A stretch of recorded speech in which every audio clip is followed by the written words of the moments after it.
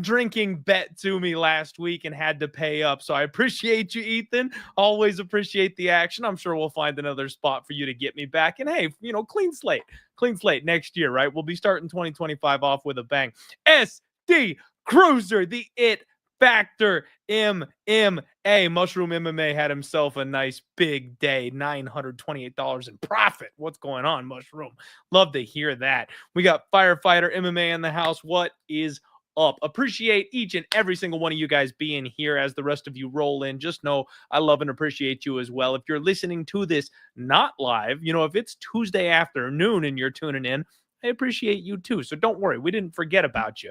But as I said, Narrative Nation, what's going on, buddy? Thank you for being here as well. Jeremiah as well. Got a couple people tuning in over the X Twitter machine, however you want to refer to that one. Vincent, Chase. All right, guys, I do want to say I'm feeling good today. All right. Spirits are high. We're ending the year the way we needed to, okay? I have been getting my ass whipped all up and down this podcast for the last 12 months, but I am finally getting my shit together to end the year. So it's gonna be a bad year, right? We know this, but at least I can say I finished strong, plus 14 units at UFC 310. We destroyed the slate. I will fully go ahead and confess to you guys, I made 2 really ugly live bets, okay? I hit my submission special, which frankly, if I could, just for a minute here, I'm actually really disappointed in myself. I was planning on doing a sexy submission special, but every time I do this, I get a little over antsy about 1 or 2 legs. So I'll usually do like a level 1 that's 3 legs, and then I'll do a level 2 that's like 4 or 5 legs. That's just absolute insanity. And then I always end up putting one person in the level 1 that breaks the whole thing. So I was like, you know what? I'm not going to do that. I really like my 2 legs. I like the numbers. I like the value. We're just going to do a 2-leg sub special this week. And I could have done 4. I could have done 3 and then 4. I could have done 2 and then 3 and then 4. I kind of chickened out just a little bit on the props because I haven't been as sharp in hitting these as I have been in the past. I hit my 2-legger submission special. That was Michael Chiesa and Vicente Luque, 22-1 for that bad boy. That was a big help for getting us into the profit for this card. But I am a little bit upset because I was going to add Chase Hooper to that. I don't like putting minus props in my parlays for some reason. So the minus 150, minus 160 that Chase Hooper by sub was sitting at really just kind of felt icky to me. I didn't want to put it in the parlay. That's just my own little hang up. And then I was going to anchor it on Pantoja by submission. And frankly, I just got a little bit of cold feet that I was like, that's the obvious one. That's the one that everybody's going to be on. What if he gets flying kneed and cracked in the first minute? I don't want to lose my parlay, so I chickened out. I could have had a beautiful 4-legger for an even bigger score, but hey, gambling hindsight is always 2020. So that one, a little disappointed that I left those 2 off the table. It could have been an even larger score for your boy, but I will take it. The 22-1 is good enough. It's been so long since we've hit a prop parlay. I kind of needed it just to get right, to feel good, to get in the right spot. I went 13-1 on picks at the very last second. I flipped. I did go ahead and pick Doo Ho Choi to get the win over Nate Landwehr. I know all last week I said I was picking Nate Landwehr. On Saturday morning when I posted out my final card, with the skulls over the faces of the guys I think are losing, I did go ahead and pick Choi to win that fight. Didn't have any money on it or anything, so can't pound my chest too hard. I'm on video saying I like Nate Landwehr 6 different times, so I can't really toot my horn on that one too much. And then how are they going to rob my guy Volkov blind like that, man? It's disgusting. It's absolutely disgusting what they did on this card. Cyril Gahn losing a fight more blatantly than I think I've seen in the past. Corruption is the only word that really comes to mind at this point because that was obnoxious, and I feel so bad for Volkov. But you know what? He should have kept the hair, you guys. It's his own fault. Aura in MMA matters, and Volkov went with cornrows when he's got that gorgeous head of hair. He should have brought his switchblade comb into the cage with him and fixed it after round 1. You're never losing that decision. If you come in there with that sexy head of hair and you're over there not worried about it in the corner brushing, they are absolutely scoring that fight for you. So I blame Volkov and I blame the cornrows. With that, ladies and gentlemen, we have reminisced on UFC 310 plenty. We've got plenty of other UFC action to talk about here today. This is UFC Tampa, and I am finishing out the year with one of your favorites, one of the OG guests, one of my absolute favorite people on this earth to talk MMA fights with, none other than Liam Picks Fights. Liam, my man, how you doing today?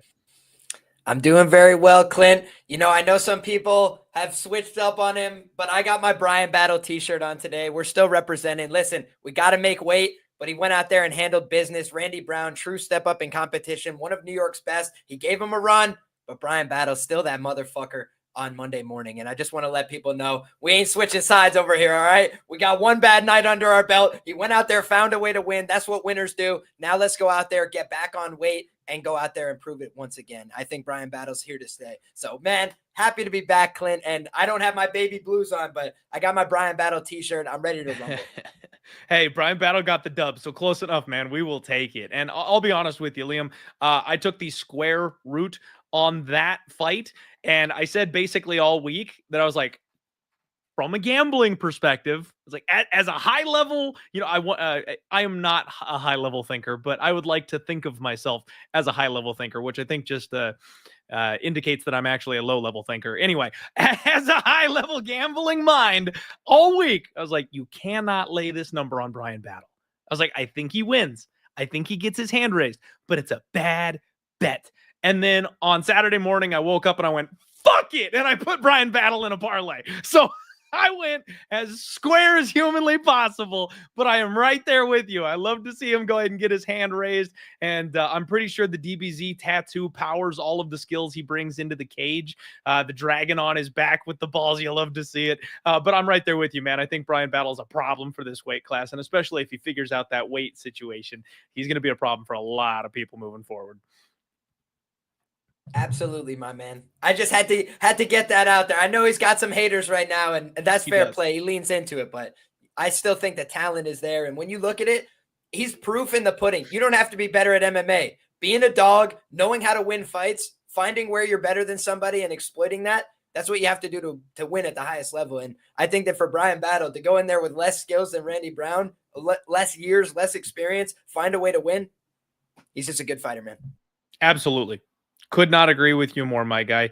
All right. So that'll about do it for the intro, for the heads up, for everything. One thing I do want to tell you guys, my degenerate tingles are like coming back to me. You know, I every once in a while I give out like hockey player, you know, something stupid like that on this show, Liam, for the people who are just pure degeneracy. Well, tonight I've got something for you guys. Okay. I've got something for you. We're going to keep an eye on this, obviously, towards the end of the show here. But Bengals and Cowboys tonight, expect fireworks.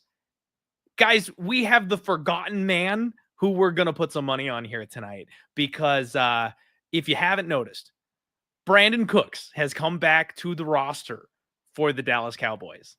And that man is getting targeted. That man looks like he is turning back the clock. He doesn't have many receiving yards as of yet, but he's starting to kind of work it out and get in. And this Bengals defense is absolutely pathetic.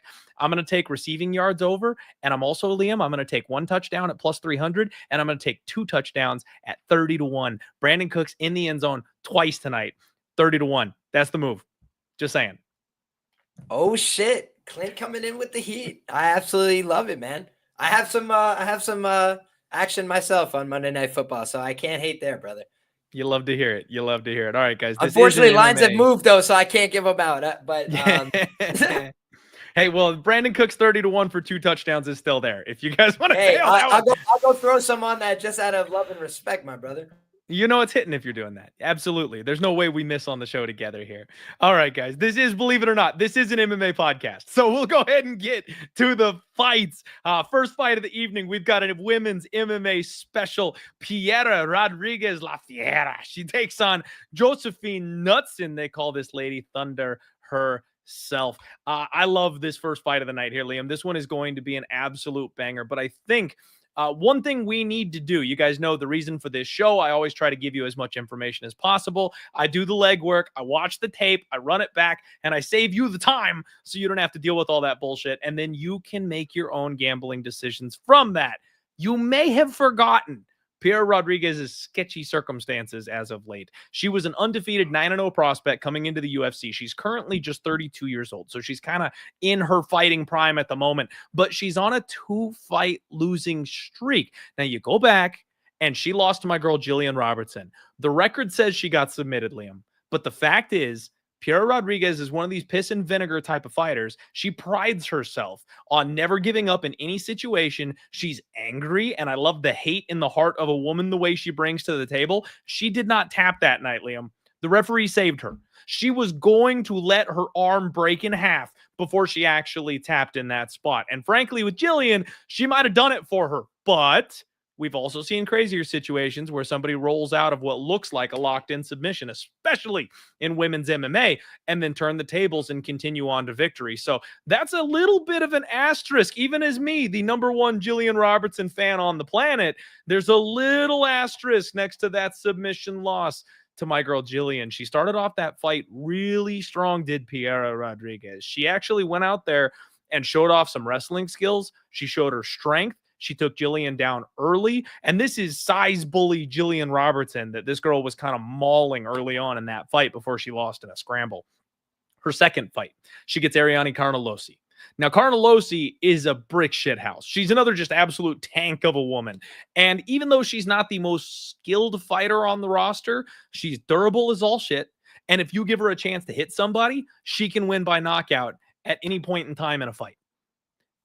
And Piera Rodriguez beat the brakes off of her. Now, there were a couple issues where she was pretty obviously headbutting Ariane Carnelossi when she got on top of her. She ends up getting disqualified. And I haven't seen somebody flop as hard as Ariane Carnelossi did since What's-Her-Biscuit took the DQ against Marina Rodriguez. Luana Pinheiro. Like, she falls right in that category for me now, Liam, because Carnelossi was beaten to a pulp. And when she gets hit with the head from Rodriguez, she looks up at the ref and she's like, bro, the fuck? Oh, wait, she realized real quick, oh, I better act like I'm hurt here. She was busted up badly, was not winning that fight, but she also was not going to get finished in that fight either. And all of a sudden, she's sprawled out on her back on the canvas like she's been hit with the biggest shot of her life. So that's another asterisk where Piera Rodriguez technically is on a 2-fight losing skid, but both of them have extenuating circumstances, okay? She is very physical. She is very strong. She is angry. She is emotional. She fights with hate in her heart. She's got decent boxing. She's a little slow. She's a little robotic, but she's a really good grappler. She's a Brazilian Jiu-Jitsu black belt, and she's really strong and physical, and that's something I think that counts in women's MMA for more than people give it credit for sometimes. Now let's get to Josephine Knutsson. Josephine is 8-0, undefeated, 2-0 off Dana White's Contender Series. She's the exact opposite. She's tall, she's long, she's lanky, she's a smooth operator on the feet, great kickboxing. She's got good clinch, a good clinch game. She's more like she's Khamzat's girl, right? So she's Chimaev. Like, she's supposed to be the female version of Khamzat Chimaev in here, but she doesn't fight like him whatsoever. She likes to play jiu-jitsu off her back, Liam. She gets stuck on her back sometimes because she likes to attack from that position, and she's willing to lay on her back and throw up submissions and triangles and look for reverses and sweeps. And I've seen her just kind of lose moments in that position. You know, when you go back to her fight with Pilastri, the last one she's coming off of, it was a win. But in round 3, she's tired and she's willing to accept bottom, and she's laying down there looking for anything to slow the pace of the fight down. I was not impressed with the way Knutsson ended that fight. Now, the way she started it was spectacular. She's got skills on the feet. She's very fast. She's very aggressive. She's lightning quick. But it looks like she might have a little bit of a cardio concern, and it looks like she might have a little bit of a takedown defense concern. She has a 57% takedown defense rating in the UFC. Now, small sample size, that is only through 2 fights, but she is a current -220 favorite, and you've got Piera Rodriguez, the underdog, as a +180 in this spot. And I just can't help but think this line is way too wide to start the night, Liam. I know this is a spot where the UFC really likes Knutsson. They really like Khamzat. They're pushing that power couple. Knutsson is somebody who's getting good matchmaking, but I think they're looking past Piera Rodriguez. And based on those last 2 results, she hasn't technically done anything wrong that I would knock her for as far as her skill set, her abilities. She can go 15 minutes. She can grapple. She's tough and durable. I think Knutsson is levels above her in the striking. She's going to get pieced up on the feet, Liam. Like, Knutsson is going to have her way in the striking realm. But if Rodriguez can get takedowns and hang around long enough in this fight to make it a little dirty, I think she's got the advantage grappling. So I'm kind of thinking this line might be a little wide. Like Knutsson might pull a Cyril Gahn and get her hand raised at the end of the night. But minus 220, get out of here with that stuff, man. This is dog or pass for the first fight of the night. Yeah, man, I definitely see where you're coming from. As you know, Clint, I do a lot of research throughout the course of the week, but early on in the week, I tend to just give my first look at these fights and how I feel from a gut level. And, one thing I normally don't make a habit of is laying big chalk in WMMA. It's not to say that it can't be a winning strategy if you pick the right spots, if you really, know your athletes. But to your point, something as simple as physicality could change the dynamic of a WMMA fight where, yeah, they have better techniques. They're a better striker, for example, but then they're just getting clinched against the fence or they're getting taken down because the other woman is much stronger, bigger in size, those kind of things. So I look at this fight and, you had mentioned a little bit of a size difference. They do list them at the same height. On UFC stats. So we'll have to see how these two women square up. I do think, when I perceive them, right, I think of Piera Rodriguez as being strong, like you mentioned, hating her heart, a little bit hot-headed.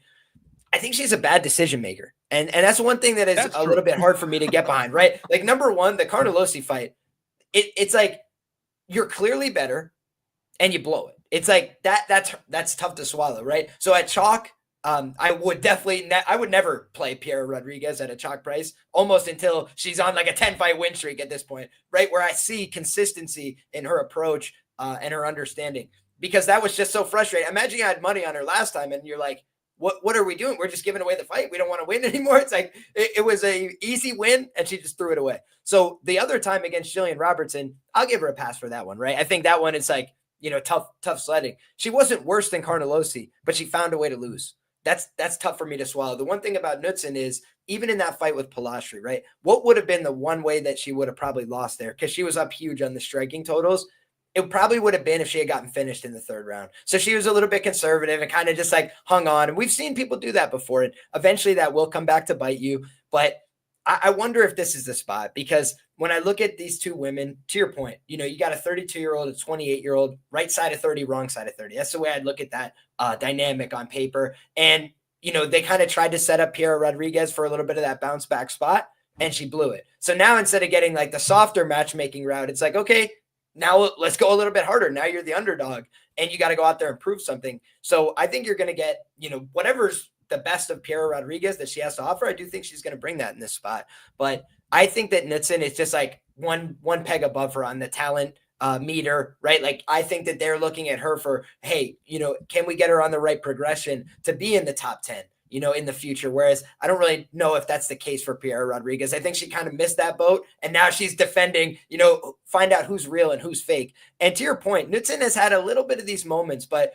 the one thing I will note, you look at the UFC stat side of things, and that's not everything for me, but it's somewhere I like to start as like a gauging point for these fighters. And she's outlanded all of her opponents at distance. And that last time out, I kind of rate Pilastri as a tough out. Like, she's had some tough run of results in terms of who she's beaten and lost to at the UFC level. But you look at who she's fought some tough girls, goes out there. She normally competes hard. And to your point before, she's a very physical fighter. And that was a spot where she got taken down, but Knutsson found the way to win. And it was by doubling her up on strikes. And I don't know that Piera Rodriguez can keep up on the significant strike count in this fight. So I think that the way that she wins it is grinding out a close decision, getting to those takedowns. I would be a little bit surprised if she finished Knutsson here, but to your point, aggression is half the battle, right? If you don't go out there with the intent to hurt your opponent and finish them, you're going to have a real hard time doing it. And I don't think that's going to be a problem for Piera Rodriguez. If I had to criticize the Knutsson side and why I couldn't get to the minus 225, where are her finishing instincts? Marnik, man, with all due respect, that's a fighter you got to get out of there. If you're at this level, if you want to be moving your way towards the title, in my opinion. And we didn't see that from her, right? Bruna Brazil kicked her head into the third row. And meanwhile, this girl landed a lot of shots. I think 83 significant strikes, only got hit 6 times. So you can't criticize too much there, but you just say that's the kind of girl she should be putting away. And she doesn't show great finishing instincts in any of her fights. So that's something that if we want to see her take the right step forward, got to be able to finish opponents, at the lower level, and we haven't seen it. So for me, I get where you're coming from, dog or pass. For me, it's a pass.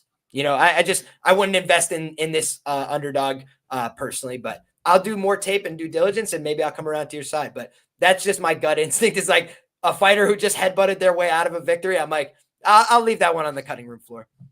Yeah, that's not a bad way to go, Liam. And I think, honestly, if you're looking to cut down some variance in your game, something that I am actively working on as far as my gambling process goes, I am never afraid to take shots on these greasy, mangy underdogs. And while I wear that as like a badge of pride, sometimes it also has me just opening my mouth and sticking my foot in it, that it's like, yeah, I probably could steer away of some of these lower IQ type people, and that's what Piero Rodriguez here in this spot. So I'm saying it's dog or pass from a gambling perspective. What it might be is a really good live betting opportunity, and it's probably wise to leave that one on the table or on the floor, like you said, depending on how you want to mark your analogy here. Pre-flop, maybe we just leave it be, because you don't want to bet on somebody with the bad fight IQ. But if she gets in there and she's showing the right types of things during the fight, you see Knutsson start to slow down, maybe then we look at jumping in live on Piero Rodriguez. But I just can't lay this price tag right now on Josephine Knutsson. And frankly, with what we've seen from Piero Rodriguez, I would think the prop with like Knutsson by decision somewhere closer to even money would be the way to go. I don't hate that look at all. And also, Okay. I just want to say, shout out to the sharp people in the chat. VB is liking the Piero side. He totally agrees with you.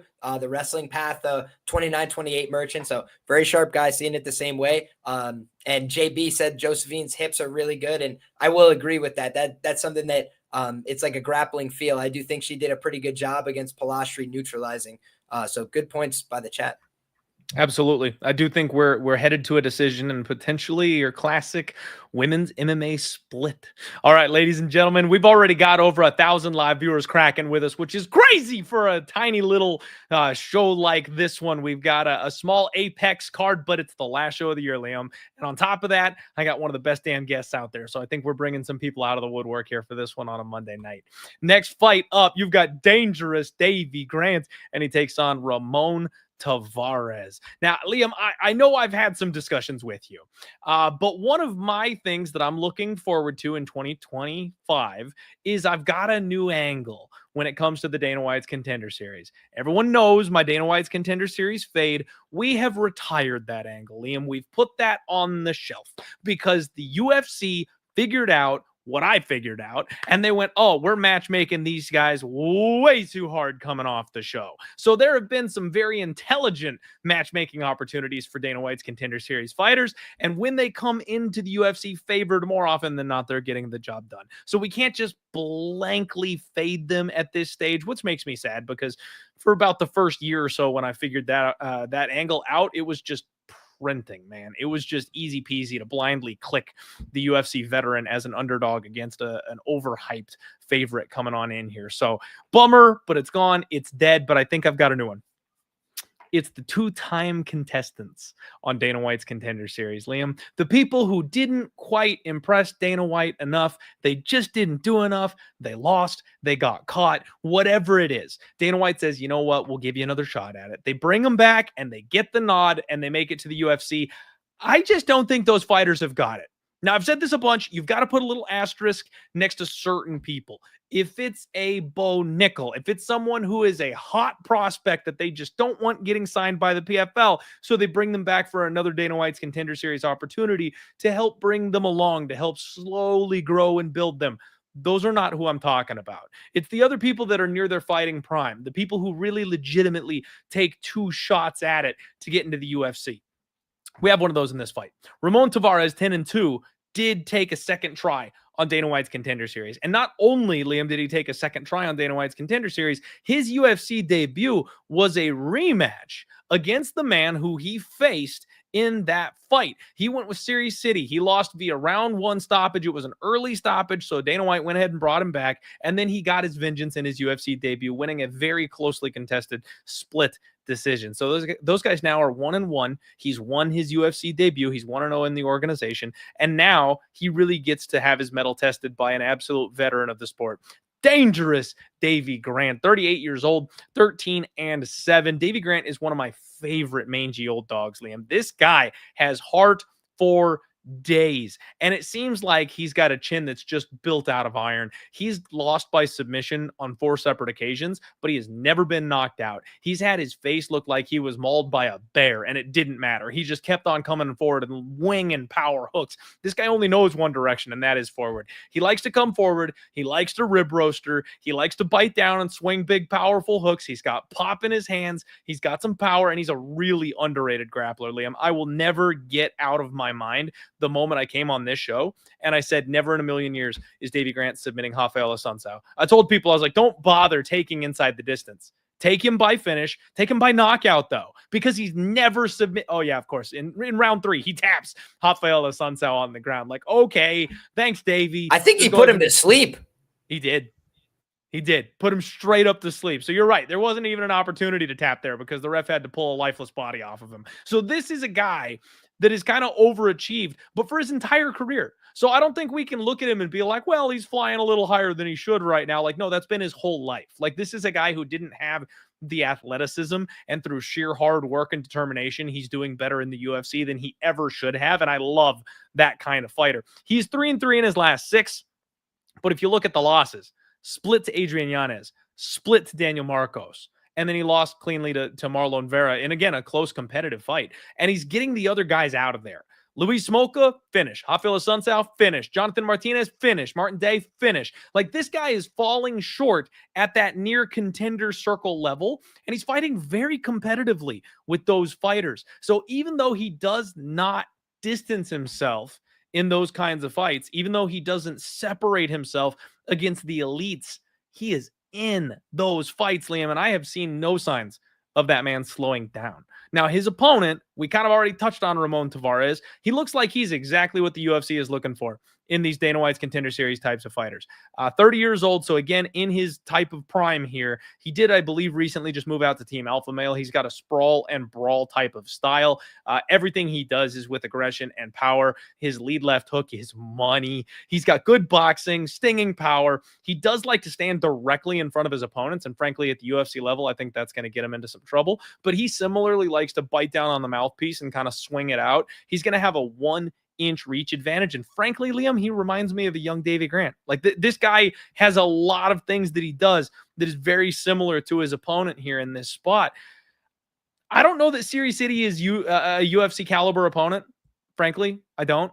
I still am not quite sure what to make of Cortavius Romeus. I bet against him, so I'm not that big of a fan of him. I think this is an underrated, massive step up in competition for this guy, and it's flying a little bit under the radar, Liam. I think this line is backwards and then not wide enough. Like, I don't understand why Davy Grant isn't the favorite in this spot. Plus 105 right now for dangerous Davy Grant, minus 125 for Ramon Taveras. I'm hitting that. I will be betting that. And I, frankly, Liam, am tempted to go ahead and make that my Link Memorial Dog of the Week this week. I'm trying to find the Link Memorial Dog of the Week record is way behind. And it doesn't look like it's going to make it into the plus territory by the end of the year, unfortunately, because I dropped a couple of close ones. I was thinking about taking like a big dog shot on the card and trying to just take one last swing for the fences for the record. But yeah, you know what, guys? It's time to pack it in. That ain't going to happen, unfortunately. So we might as well go with the one that I actually think is going to win. Davy Grant will be my Link Memorial Dog of the Week, Liam. We're playing it. What do you make of this fight, man? Oh boy. First of all, I will disclose I love Davy Grant, man. He's just a cool guy. If you've been watching fighting for a long time, you gotta love Davy Grant, man. He goes out there and just hits Martinez, right? With the straight arm banger, right? Just completely straight arm. No technical punching about it, right? Just was like, ha, and just hit him and he died. So you know that Davy Grant, fun guy. It does look to me like a guy who is probably on, some advanced supplementation, right? He's running a business, he's a guy of advanced age, 38 in a clip. The thing for me that's a little scary is like you mentioned, right? He's never been knocked out.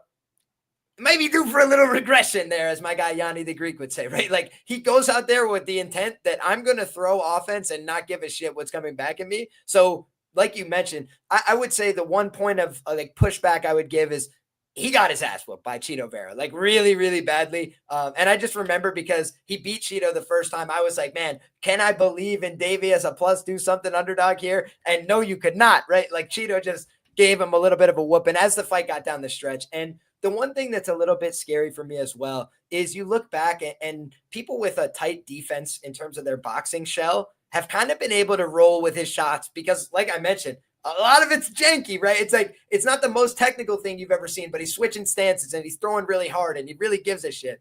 But when you look back, like there's a time, it's the Giannis fight, right? Where Giannis just putting a lot of like shots off of his shoulders and off of that high guard. And so they didn't really score a lot of Davey's offense, even though he was active, right? He was throwing a lot. He just wasn't really connecting that much clean. And so I do think for Taveras, he's been knocked out by a 5-5 fighter. Like, let's just be clear. He could absolutely get slept by Davey Grant because Davey Grant does try hard, throw with commitment. But I think that the one thing about Davey that, nobody could beat is he's getting older, right? And like when you're older with that style, with that risk taking, when a young hungry guy is out there throwing with you, like anything can happen, right? So to your point, should he be a dog? I don't know, but I don't know that he should be a big favorite here either, just because when I do think about the matchup, I'm like, I don't know that Davey's going to try and grapple this guy because he thinks he's better than him at grappling. Like he's probably going to try and swing to the death with this guy like he does everybody else.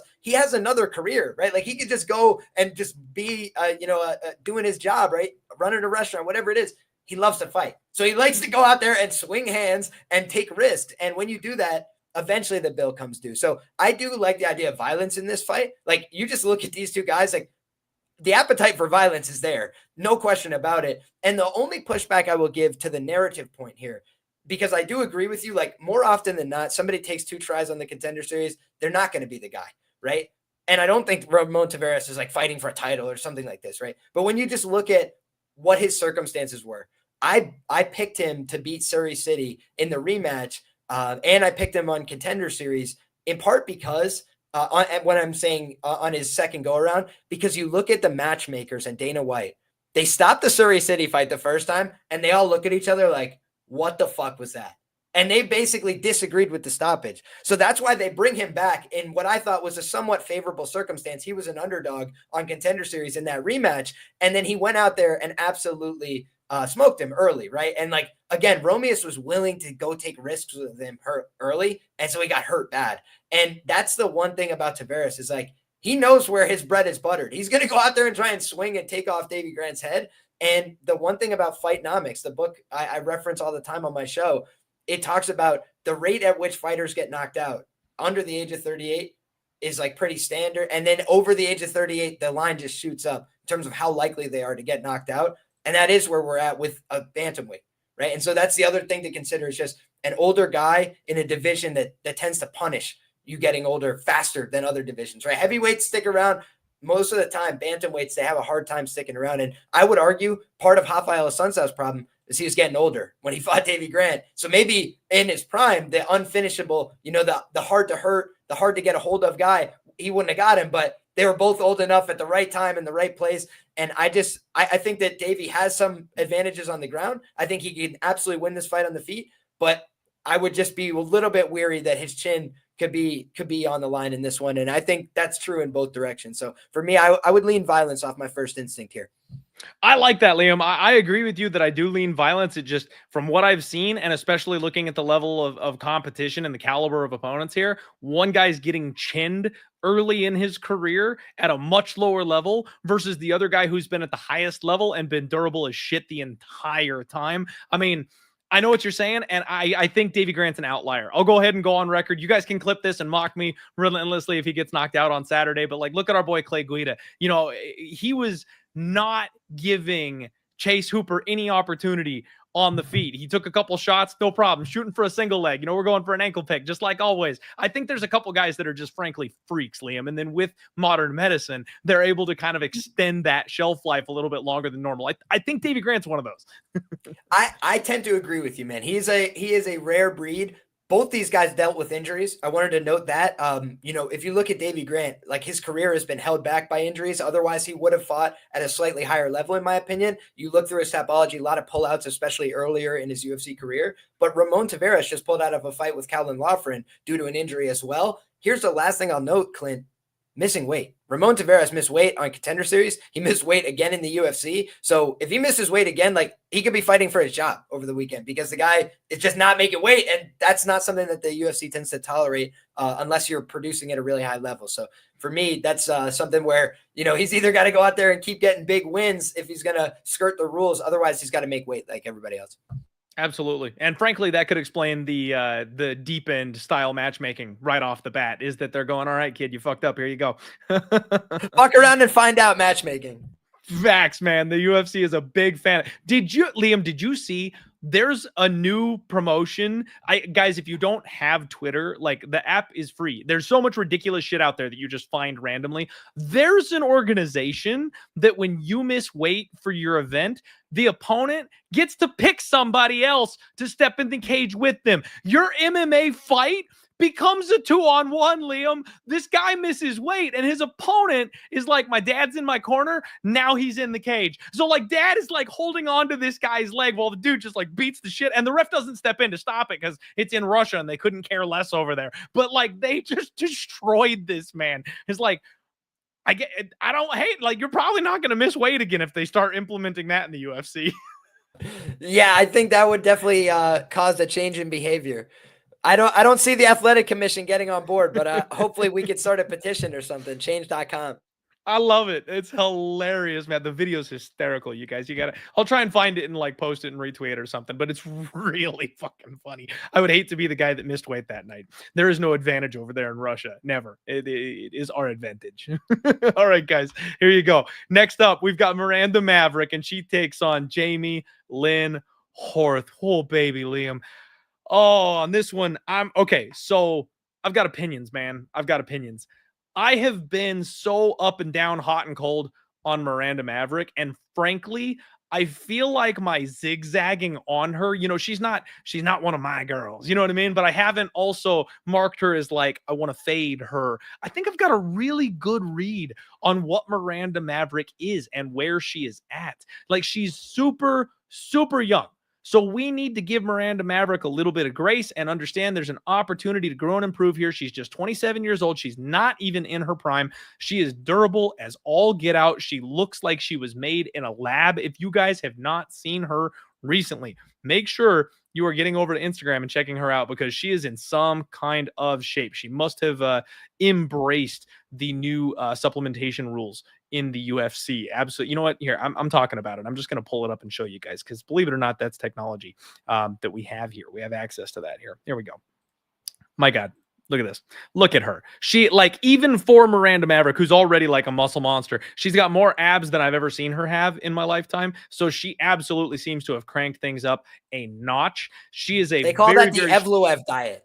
Yes, the Evloev diet, which, by the way, thank you, Mavsar Evloev, for cashing a ticket for me. And even though the fight was at 145, Liam, two former bantamweights, I'm taking the win, baby. I'm your bantamweight king, proven once again, time and time over. There's nothing anybody can do about it. You guys hate it, but it's true. It's just facts. All right, back to Miranda Maverick. She's a very, very strong woman, Liam. And in women's MMA, sometimes that's all that matters. Like, legitimately, that is all that matters. If you're bigger and stronger and tougher than your opponent in the cage, especially when it comes to these smaller-sized women, that's just it. It's over. You got nothing. And Maverick bullies people around the octagon, but she's a little on the shorter side. She's a little on the stockier side. She's a very good jiu-jitsu practitioner when she has opportunities to use it. She's shown that she's got some slick submissions and things of that nature. So I do like her overall game. I'm not going to lie, but she is a good hammer and not the best nail. Now, I'm not going to call her a bad nail. She's never been finished. So it's not like I'm saying she just chokes and falls apart or anything like that. But when she is not the bully, when she gets bullied, the skill set isn't there. She can't find a way to finesse her opponent when she's not the more physical of the two locked in the cage. Now, Jamie Lynn Horth is somebody who may pose a bit of a problem for her here. She's kind of a late UFC bloomer. She is 7-1 with her only loss coming against my girl, Veronica Hardy. Jamie Lynn Horth is 34 years old, so she's a little bit older, like I mentioned, late to the party, but her last two fights both went to split decisions. Ivana Petrovic and Veronica Hardy both went to split, and frankly, I think you could argue she lost the Ivana fight. It was very, very close. It was very, very competitive.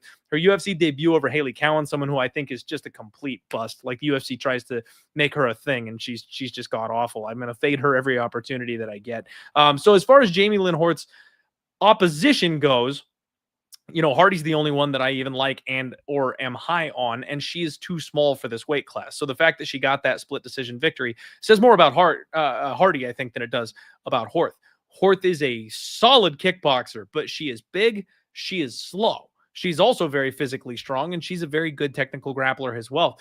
So, Liam, this is the spot where I don't want to be buying on Miranda Maverick at minus 500. Horth is exactly the type of woman who can stonewall some takedowns and then just land bigger kicks at range when they're standing on the feet. She's going to be 4 inches taller. She will have a 1-inch reach advantage. And I will be betting the plus 3.5 spread when that number comes out, because I can't see Miranda Maverick finishing Jamie Lynn Horth. And that should be around even money or maybe plus money with this kind of money line that we're looking at. So if this thing goes to the judge's decisions, all I need is 1 round from Jamie Lynn Horth. And frankly, this might go to a split, and Jamie might be able to squeeze on by and win this one just because she's got more/better output on the feet, and Maverick isn't able to get the grappling going. It's one of those gross ones, Liam, where I will pick Miranda Maverick to win this fight, but I hate it. I hate every bit of it. And a lot of people will be screaming, do something at their TV on Saturday, while Miranda Maverick is not able to bully someone the size of Jamie Lynn Horth around. I don't hate the breakdown, man. I think of Miranda Maverick as somebody I've done pretty well betting on. When she was fighting Sabina Mazo, I loaded up on her to finish the fight and her to win by submission. You look at how she's built. She's very strong. When she has a clear advantage, she's very aggressive. But to your point, man, she's 0-1 against Canada, right? And if you look back, what was the problem against Jasmine Jasudavicius? Was it that she's technically not as good? Honestly, I don't even think that that's true, right? I just think Jasmine got a lot of dog in her, pretty strong girl, physical, knows how to compete, and didn't want to give it up easy and, hurt her eye. Like, she just hit her with like a shot that's not super technical, but was aggressive and kind of busted her up and made Miranda take a bunch of bad takedowns in that fight and end up on the bottom position a lot, unfortunately. And if you look at her losses, that's kind of been a theme. Just ending up in bad positions, making some technical mistakes for a girl that's very technically sound on her offensive grappling. Sometimes just the defensive choices aren't there. Giving up the back position to Erin Blanchfield for really significant portions of the fight. I'm pretty sure I bet Blanchfield plus 120 in that spot. So you just look back, like, there's been a couple of times where she's been, over priced, right? Including the Jasmine fight. I would say that's probably, a recent example. I want to say she was minus 2XX in that spot. And I wrote up, like, it's one of those things that you kick yourself over, because I wrote up a nice long breakdown about why it could be really close and competitive, and I just didn't bet it, right? And then ultimately it ended up being that kind of spot. Honestly, I'll just say this, man. Jamie Lynn Horth has been a disappointment to me so far in the UFC, because if you watch her LFA tape, and you don't want to say like LFA should translate 1-to-1 to the UFC. Obviously, we know that's not true. But for an LFA championship, she absolutely choked out a girl who was a BJJ black belt. And she just goes out there and shows that grittiness, that toughness, competing for every position. And she's just looked shittier in the UFC. So I think part of it is probably just she's gotten a little bit older. That's just the realities of life. And, if she had been here a couple of years ago before some injuries and things like that, maybe things would look a little bit different for her. That's a frustration for me, just knowing what I've seen from her. She's got that will to win, but I just think the physicality is not quite keeping up now. And that's what I worry about, right? But it's the price. it's the price. You can't be on Miranda, I don't think, at these huge prices, because we've seen it enough times where she goes out there, fumbles the ball, is a little bit overhyped. But I do think in terms of the preparation, what we've seen from her, you pointed out physically, she looks great. She's been training with good girls, good team. I think she's finished her degree, like things that could have been distractions in the past. I think she's kind of focused and gotten herself prepared. And also financially, she's done a couple other things, pickles and whatever. Like, hey, do your thing, right? You need money to fuel the mission. And in order to be a high level athlete, in order to pay for pickles, in order to pay for your food and a nutritionist and all this shit, the UFC doesn't pay that great. I hate to tell you guys. So they need to like find ways to make money. And if you're not going to do OnlyFans or some shit, you got to be pretty clever, right? And so I think I'm seeing her try and like really develop herself outside the cage and inside the cage. And hopefully that bears fruit. But you just look at the pricing, it's banana peel pricing in WMMA. And I agree with you about the physicality. I think Miranda is strong. She looks muscular, but we've just seen if you could be tactical, if you could outposition her here or there, you can get to good spots. And if you could hurt her, she'll make some suboptimal decisions out there, in my opinion. So Jamie Lynn Horth at her best is kicking the head, is punching the head. She's going, violently after people. And she hasn't shown as much of it in the UFC, but knock on wood, that dog's still in her at plus 375. I like it, Liam. I like it. I'm right there with you. And it does look like that plus 375 is coming down just a tidbit. I am seeing plus 350 at the moment. So maybe a couple of people noticing the widespread line there. Like I said, guys, I'm going to be on that plus 3.5. Absolutely. Because I can count on Jamie Lynn to win me at least one round and then more than likely not get finished. Because let's face it, Miranda doesn't really finish anybody unless she's able to be that bully, and nobody bullies Jamie Lynn Horth. So I'll be playing that for sure. Whether I want to get to the actual money line and take the stab on the outright victory, I'm going to sit on that for just a minute. Liam, this would be my shot to try and, chop that Link Memorial Dog of the Week number where it needs to be. Unfortunately, it's down about 4 units, you guys, for the year. So again, it's not going to get there, but being down 1 unit for the course of an entire year, as opposed to being down 3 units, maybe a little bit more enticing. So maybe, I don't know. We'll see. I'm still trying to decide, but those are the options for sure. If you want a bullish signal, Miranda Maverick in the UFC, just 4-3 to the decision. So in fights that go the distance, she's just 4-3, lost a unanimous to Erin Blanchfield, unanimous to Jesuda Vicious, split decision against Macy Barber. And her wins were over Andrea Lee, Diani Barbosa, Shanna Young, and Jillian Robertson. So mixed bag, right? 2 good wins and a couple forgettable wins. No disrespect. Absolutely. Well, and even Jillian Robertson, one that you would count as a good win, her whole problem was she was in the wrong weight class and she was too small and not physical enough. That kind of supports everything we're talking about. That was someone that she was able to very easily bully around the cage. And that night made me sad, Liam, because I knew she was taking the L there. Anyway, all right, there you guys go. We got enough there on that one for you. Next fight up, we've got Miles Chapo Johns, and he's taking on the Jungle Boy, Felipe Lima. Liam, I love this fight. I love this fight so much. Chapo Johns, you guys know me. We got a problem. We got beef. Miles Johns, 15-2, 30 years old, Fortis MMA fighter, 2-fight win streak. I don't like him, Liam. And not on a personal level. I'm not saying he's a bad guy or anything like that, but Miles Johns has always been the guy that I do the. Have you ever seen not Arrested Development? Curb Your Enthusiasm. Where the guy leans in. He's like, okay.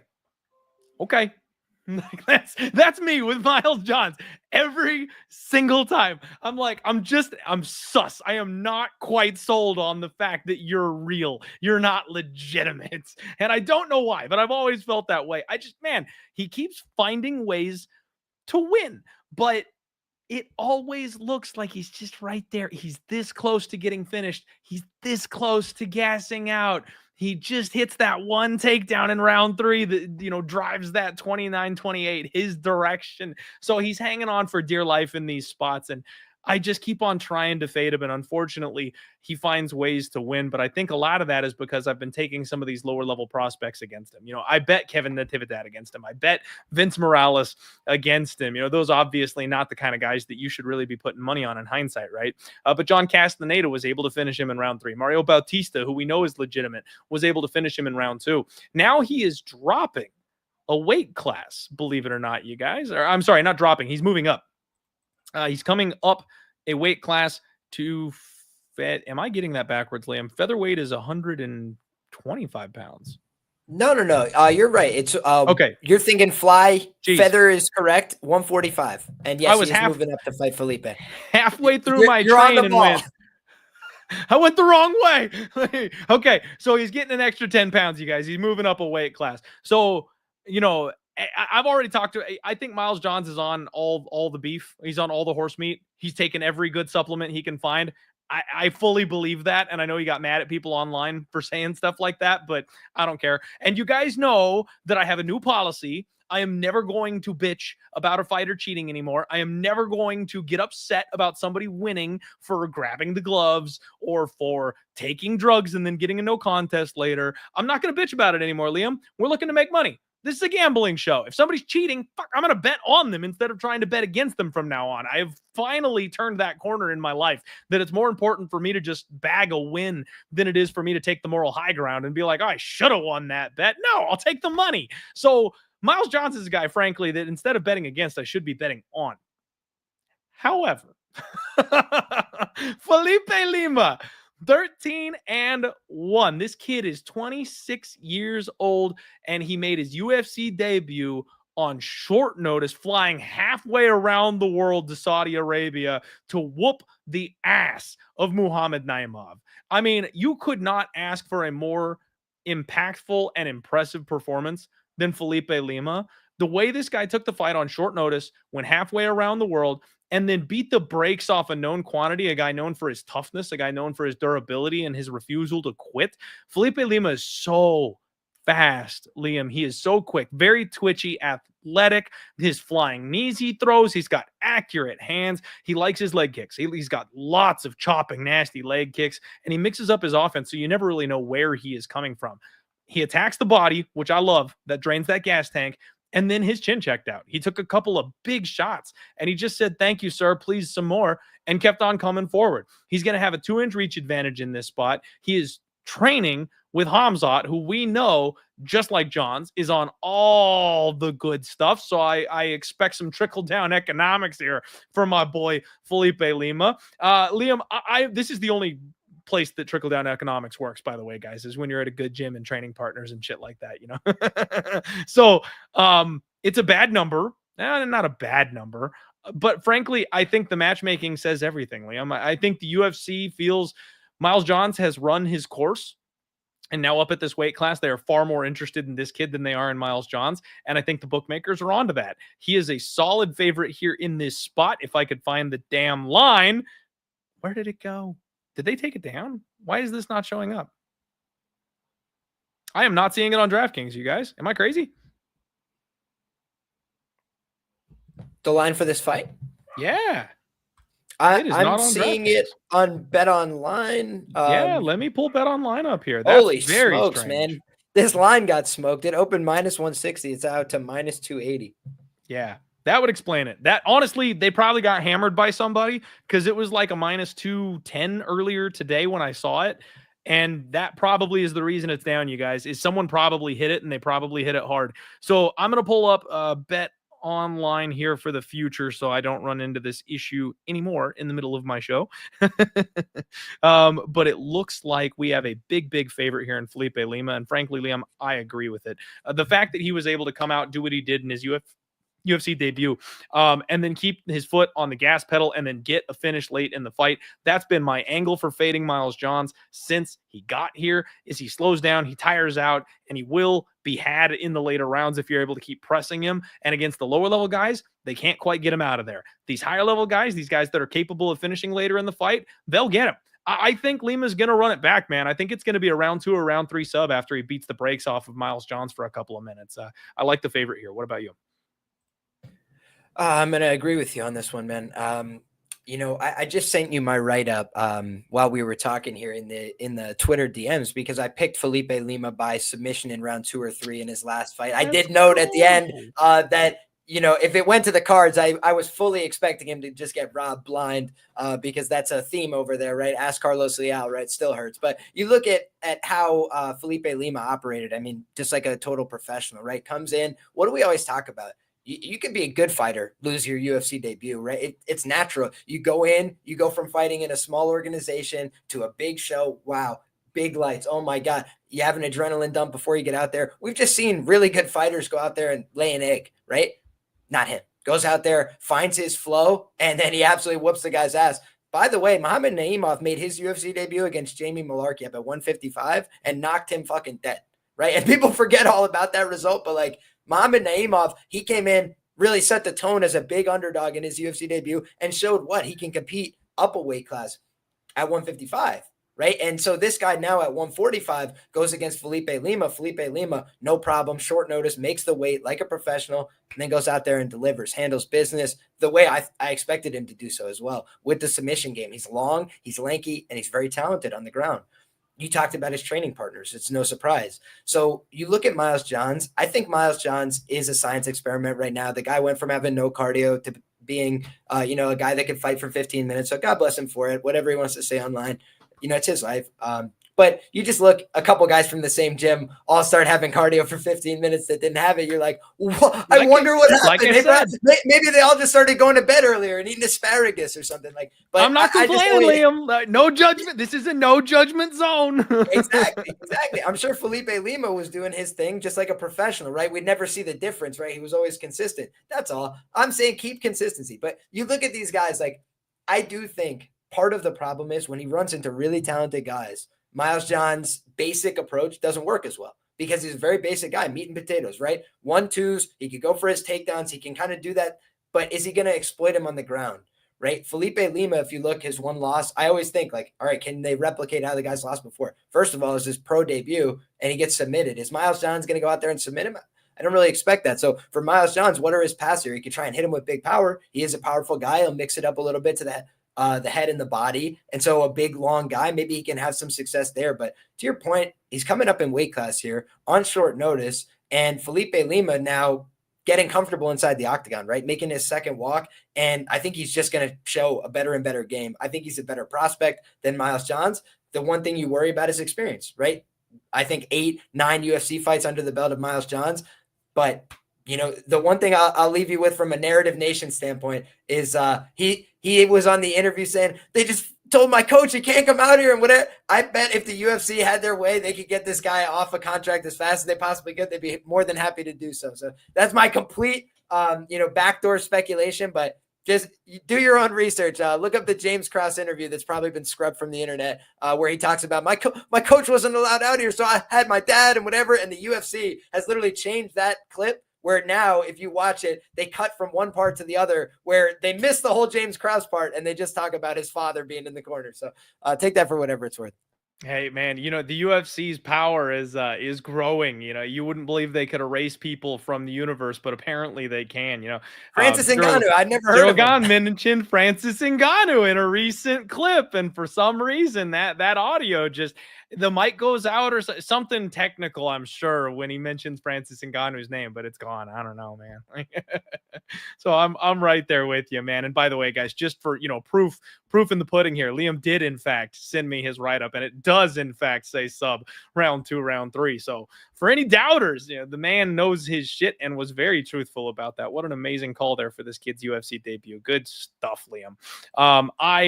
I think he's going to run it back, frankly. I don't think that Miles Johns has anything for him anywhere. He should be able to scramble with Johns. He should be able to defend takedowns against Johns. He will be faster on the feet. And even if Johns, the science experiment, is just more physical and stronger up here in this weight class, I just don't see him controlling this kid for a full 15 minutes or even 10 of the 15 minutes. So Miles Johns' decision or a massive overhand where his power translates way better than it should are kind of the only ways I see him winning this fight. And I don't think either of those is very likely. So yeah, man, give me the slick kid that'll be able to box up Miles Johns. And when Johns gets tired and looks for a level change, we just get another submission. That's how it works. All right, guys. Your lips to God's ears, Clint. Let's do it, Liam. I like we're lining up here on this card, my guy. Feeling good. Moving right along. Sean Woodson takes on Fernando Padilla. And we go from one man who I hate and want to fade to another, Liam. I've got beef with Sean Woodson. He's another guy who he just don't pass the smell test, Liam. He is a size bully. This man, I will give him his flowers. He's got very good boxing. Like, he's one of the better, like, actual natural boxers that we have in the UFC. But frankly, the problem is he's figured out how to do the pogo stick takedown defense where he uses his third leg because he's so much longer than everybody else to keep himself upright. But beyond that, he is outmatched in a lot of other aspects of MMA. He's just really, really big and really, really long. And when you get into range, his boxing is too good for you to use or for you to do much else with. He's also been fighting a really rough level of competition for the most part. Charles Jourdain, maybe the best opponent that he's ever had. So he's fighting guys that he's got huge height and reach advantages over, and guys that are not UFC level. Saldana, Anglin, Yusuf Zalal 1.0 before he turned his corner in his life and took things seriously. He got choked out by Julian Erosa, which not a terrible loss, but still kind of not a great look. He's taken on one of my favorite prospects, Liam, Fernando Padilla. I like this kid. He's 27 years old. We know that the UFC is really pushing, Mexico. They're trying to break into that. And I think they feel like they've got a star in this kid. And I kind of agree with them here. Padilla is 16-5, so he's got a lot of experience for this age. He is, I typed that backwards. I think he is 3-1 in his last 4, not 1-3 in his last 4. Stupid notes. My fingers got all mixed up there. He did lose to Kyle Nelson, which broke my heart a little bit, Liam. That was a bit of a problem for me. I thought he was going to run through Kyle Nelson, but Kyle Nelson has also been an overachiever that I cannot quite seem to get the pulse of for the last couple of fights. He bounced back with a massive submission win in his next fight against an 8-1 Luis Pajuelo. I can't say that name. The J really throws me off there. But he won with Pajuelo. Thank you. Very dominantly. This guy is another one of these prospects. I kind of put him in the Yusuf Zalal category where he's improving rapidly, Liam. He's got a very, very high ceiling, and we just have not seen it yet. He's putting it together. He took a veteran lesson, and now we're going to see improvements on the other side of that. He's got pinpoint accurate strikes, and he's extremely fast. Of these two, he's going to be the faster and the more powerful striker. While I think Sean Woodson is going to have a boxing technical advantage, Fernando Padilla will mix in the Muay Thai and the kickboxing better, and he's got more pop in his hands, and he's the better grappler. I don't understand why he's the dog here. This is another guy who is in the short list for dog of the week. Fernando Padilla is a plus 140. You got minus 165 for Sean Woodson. And I've seen Sean Woodson be had, man, with that tall man's defense. His chin is up there to be cracked, and not many people can touch it. The thing is, he relies on that height, that reach to keep people away from him. He's not going to enjoy that here against Fernando Padilla. Sean Woodson will have a 2-inch reach advantage, but he's taking on somebody who's very, very close to him in height, and someone who's got longer arms than he's used to facing. I think Fernando Padilla's got a lot of tools that can upset the apple cart here for Sean Woodson. He's another dog I like. Once again, I hate to agree with you, Clint, but I definitely see some possibility for that as well. You look back, Luis Saldana, it was not a good look, right? He basically got knocked out multiple times in that fight, and just like, I don't know, that guy didn't want to win or something. Like, maybe somebody had a hit out on him if he won that fight. Like, I truly don't understand that performance, even in hindsight, but you look at it and it's like, he outlanded him on significant strikes. He dropped the shit out of him. He hurt him really bad.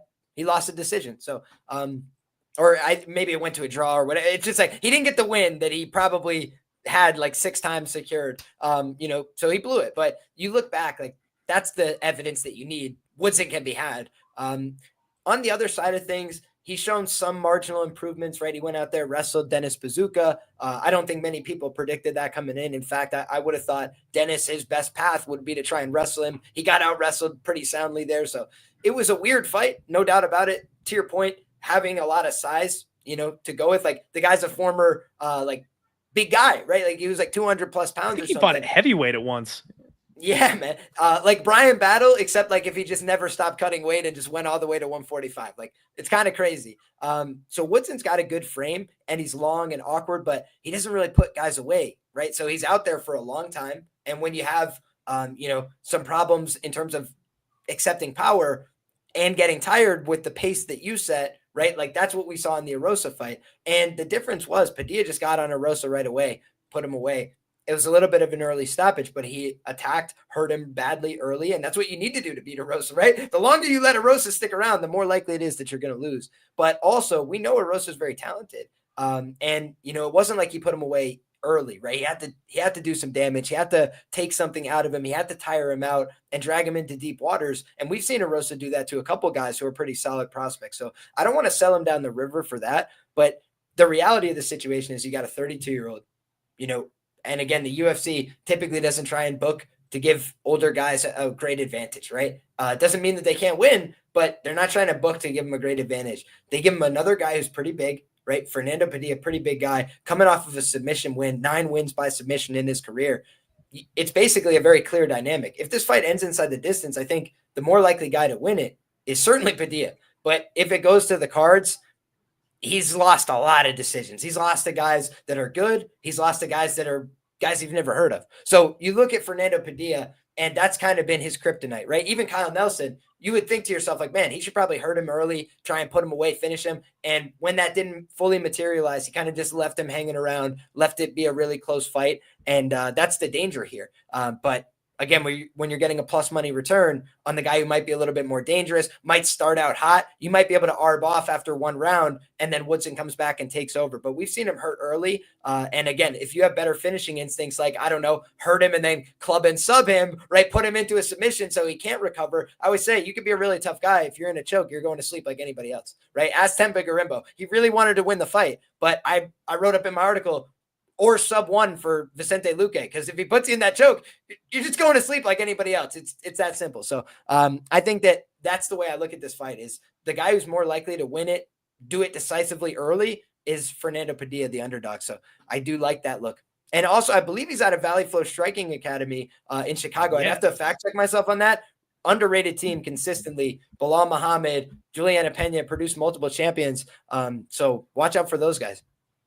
I believe he's doing some work out there. I think I saw that in my Instagram stalking as well. So a wonderful point, Liam. And I'm right there with you. I do think Sean Woodson, far more decision equity. It seems to be what he's good at. And got to shout out the It Factor MMA in the chat there. He knows how to win. That when it comes to gambling and betting, you want to put your money in spots where you're on someone who knows how to win. The fucking Kansas City Chiefs. You can't do a damn thing but put the money line. Don't lay the spread. Don't worry about it. Throw them at the bottom of every single parlay you've ever made, because they just keep freaking winning. That's what they do. So that is absolutely something worth its salt. And for those of you out there that are there's no good bet that loses type of people, like if the only good bets to you are bets that win, then a guy like Sean Woodson is somebody that it's okay to have your money on, because he really does know how to finesse his way to a victory. That's for certain. But I don't like those thin margins. I don't like relying on surviving late in a fight. And I said this last week, Liam, about Cody Durden, which, love-hate relationship with Cody Durden. Shout out Cody. Love the guy, love his heart, love everything about him. But I tend to find myself betting against him almost every single time he fights. I believe we've seen his ceiling. I said it about Cody last week, and I put my money on Josh Van. I'm saying that about Sean Woodson, and I'm putting my money on Fernando Padilla. I believe we've seen the ceiling of Sean Woodson. He has shown some improved takedown defense. Great. Is he going to become a black belt in jiu-jitsu? I'm not expecting it. Is he going to suddenly have tons of power? Not unless he goes and hangs out with Miles Johns for a couple of months. I don't expect a ton of difference from Sean Woodson. So I am going to be putting my money on Fernando Padilla, a kid that I think is rapidly improving and has an extremely high ceiling. Dog or pass, baby. Let's go. All right. Shout out Combat Sports Today. What's up, boys? First time tuning in. Thank you for joining the show here at Combat. Appreciate you being here. And we have launched ourselves all the way up to 1,400 live viewers. So we appreciate each and every one of you tuning in and listening. If you do me a favor, share out the show, hit the like button, do whatever you can. A little goes a long way. We appreciate the hell out of you. I am joined by Liam Picks Fights. If you guys don't know Liam, you should. One of the sharpest minds in the game. Absolutely amazing write-ups and just an all-around good dude. And that's the main reason why I like him. So make sure you show him some love, and let's get into the rest of these fights here for you. Next up, we've got Drakkar Klose, and he takes on Yoel Alvarez. And let me just... man, they are lining up Guys I like to bet against, Liam. I don't know what they're doing this week, but this whole card is like guys that I've had issues with and can't seem to get one over on. So I am tightening my sphincter for what could potentially be a long night on Saturday. Drakkar Klose is another one of these guys that he has all the skills in the world, but I just keep thinking he ain't it. He's 15-2-1. Like, he's done nothing wrong. He's 36 years old, so he's getting a little long in the tooth at this point. Trains out of the MMA lab here in Phoenix, actually one of the better gyms in MMA today. Also, very, very well known for the fluoride that they have the fighters swish around in their mouth. And, you're supposed to spit it out, but I think some of them might be drinking it by accident, which explains the, increased cardio and muscle mass for some of these guys coming out of the lab. At any rate, they're a very, very good, solid gym to be coming from. This guy is on a solid 4-fight win streak. The only loss he's had in recent memory was that knockout loss to Benny Dariush, where it was one of the weirdest, flukiest situations where, like, Benny gassed his legs out trying to body triangle him, had nothing left to offer, threw a Hail Mary spinning back fist and just clocked him, and that was it. So I really kind of thought that was the beginning of the end for Drakkar Klose. And then he went through this weird stage of life where he didn't have a home and he didn't have a gym, and he was coming back way too early, and he had the weird concussion from Jeremy Stevens where he got shoved. And so, like, all these factors lined up where I really wanted to bet against the guy.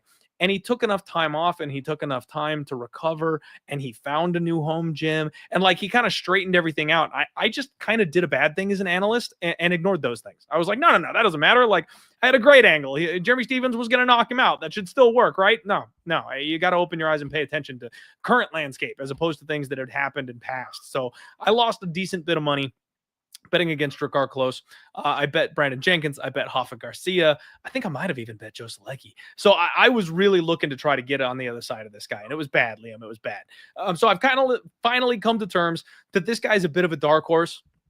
Very well-rounded wrestler, very strong, very solid everywhere, good boxing, stinging power, not necessarily like a big KO, TKO type of guy. Like, don't get me wrong, he can catch you. That slam that he landed on Joe Selecki was just pure violence. You love to see it.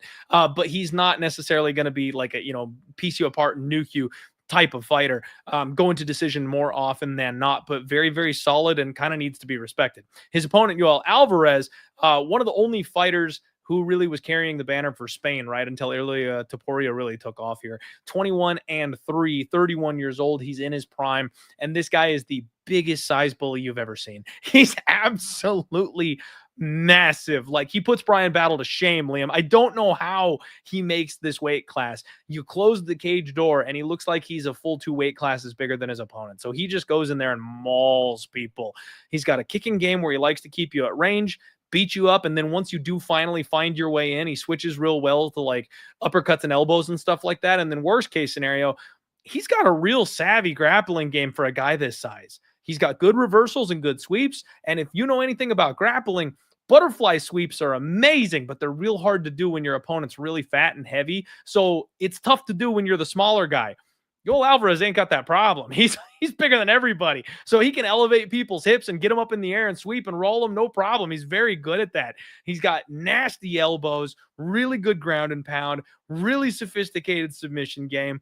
His only recent loss was to some of the best fighters in the division. Arman Tsarukyan got him out of there. Damir Ismagulov, who before he got old was really like kind of a dark horse in the division as well. So he just beats people up, Liam. Big round 3 finish over Elvis Brenner, which was impressive recently. The Mark Diakese fight. That's one where I still have just a little bit of an asterisk to put on it because Diakese, I believe, got fouled. It was like a clash of heads or something like that rocked him and put him in a bad position. And he was doing very, very well before that. And the ref didn't see the mistake, didn't stop the fight. Yoel Alvarez took full advantage of it and got him out of there, which frankly, guys, that's a bet on trend. Like if there's a foul, if there's a mistake, if there's an error and the fighter doesn't back off and go, it's okay, bro, take a deep breath. Instead, they start throwing elbows. That's the guy I want my money on. Like that's a good way to win a bet. So Yoel Alvarez is, you got to kind of know his strengths and weaknesses. Frankly, I think he's another Miranda Maverick-esque fighter, Liam, where in the wrong matchup, he's just going to be bad chalk. But against the right type of fighters, he's just going to steamroll people. And frankly, guys, I think this is a spot where he's a bad matchup for Drakkar Klose. You've got a guy who's been hurt on the feet before. You've got a guy who likes to go in there and grapple and wrestle.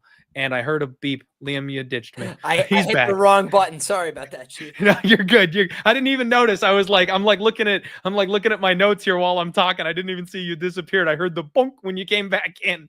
Oh, all right. So, guys, I think this is Joel Alvarez spot. I mean, I hate laying this kind of price tag on him. I hate laying this kind of chalk on him. I don't intentionally want to be on the opposite side of Drakkar Klose because, like I said, I've shortchanged him for a couple of years. I don't want to keep doing that mistakenly in error. But frankly, I think this is a spot where the size bully is gonna size bully. Like Drakkar Klose has gotten tired before. He has slowed down before. And what we see from Joel Alvarez is when he can just kind of punk people on the feet, he freaking does. You know, he absolutely murked Thiago Moises with an elbow on the feet, if you go back a little bit. And that's the kind of thing I think could happen here to Drakkar Klose. So I think it's going to be Alvarez, Liam, and I think it's going to be a TKO. I don't think it's going to be a sub like everyone's expecting. I think he's going to knock him out.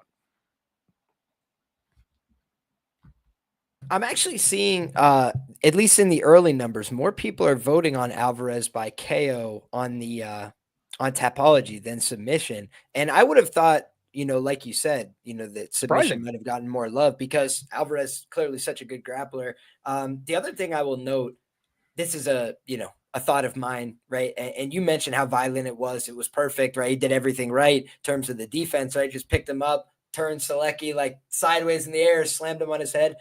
That was also a little bit of Joe Selecki just making a error, right? Like when you're grappling somebody, especially in an MMA context, and you don't want to get slammed on your head, you got to anchor yourself to them in some way. And most of the time you hook the leg, right? So that way, if they try and get big and tall, you knock them over, off balance them, finish the armbar from there, and you're hunky-dory, right? But instead, he kind of got greedy, went for the arm all the way. And when you do that, you know, it allows a guy as strong as Drakkar Klose to pick you up and slam you sideways. And if I could just like draw a point of differentiation, right? That was a fight where things got dicey for Drakkar, but he found a way to win by just staying tough and being aggressive and being ruthless. Like all those attributes, he did everything right there. But I saw enough to say, whoa, like somebody better and a little bit more aggro can definitely submit this guy. And the one thing about Joel Alvarez is you mentioned he ain't afraid to fight, right? You want to go bang it out on the feet, let's bang it out on the feet. You know, you look at the guys that have beat him in the UFC, Demiris Magulov, extremely high level. And by the way, he kind of had like a fall off towards the end of his UFC run based on what? Health, right? He just wasn't healthy anymore. He basically said as much, went back to Russia and, you know, he's living his life, I think still fighting and doing his thing. But you look at Demiris Magulov, extremely talented, very hard guy to get over on in the UFC. Then you look at his other loss. I bet huge on Arman Tsarukyan. I had a very uncomfortable exchange with my guys, Magic and Andrew, because you look back and like Joel Alvarez has been their guy. And so they were on him for a lot of great spots and great opportunities with him, right? And that time I was on their show and I was like, I just like the way I see it, like I just think he's going to get on top of him and he's not going to get submitted. So he's probably going to just pass the guard and beat the shit out of him. And it was an uncomfortable conversation, but I felt like the facts bore it out at the end. And it's not because Joel Alvarez is bad. He's fighting for the title next year. It's like Arman Tsarukyan was just that guy, right? And so then you say to yourself, okay, he's lost to a guy who's challenging for the title and a guy who, you know, if he had spoken English and finished people, might have fought for a title, but instead, you know, he doesn't. So he's on the bottom card or, you know, the co-main event against the tough opponent, these kind of things, right? That was the Demiris Magulov path, but he was very, very talented. So I just look at this guy and I say, he's of a very high tier in my view. And you kind of look at the losses, you know, for Drakkar Klose. And I just say, you know, losing to Tamer, losing even to Beneil Dariush, right? The way he lost, that was a fight that was within reach. We talked about Pierre Rodriguez, like snatching defeat from the jaws of victory. He got too excited, right? He hurt him a little bit. He's like chin up in the air, like sprinting after him. And then he gets decked. And it's just like, man, that's one that you'd want to have back. The Jeremy Stevens situation, it was super unfortunate. But again, it's just like, that's really uncomfortable to go to war with a guy who's having these problems, you know? And so I say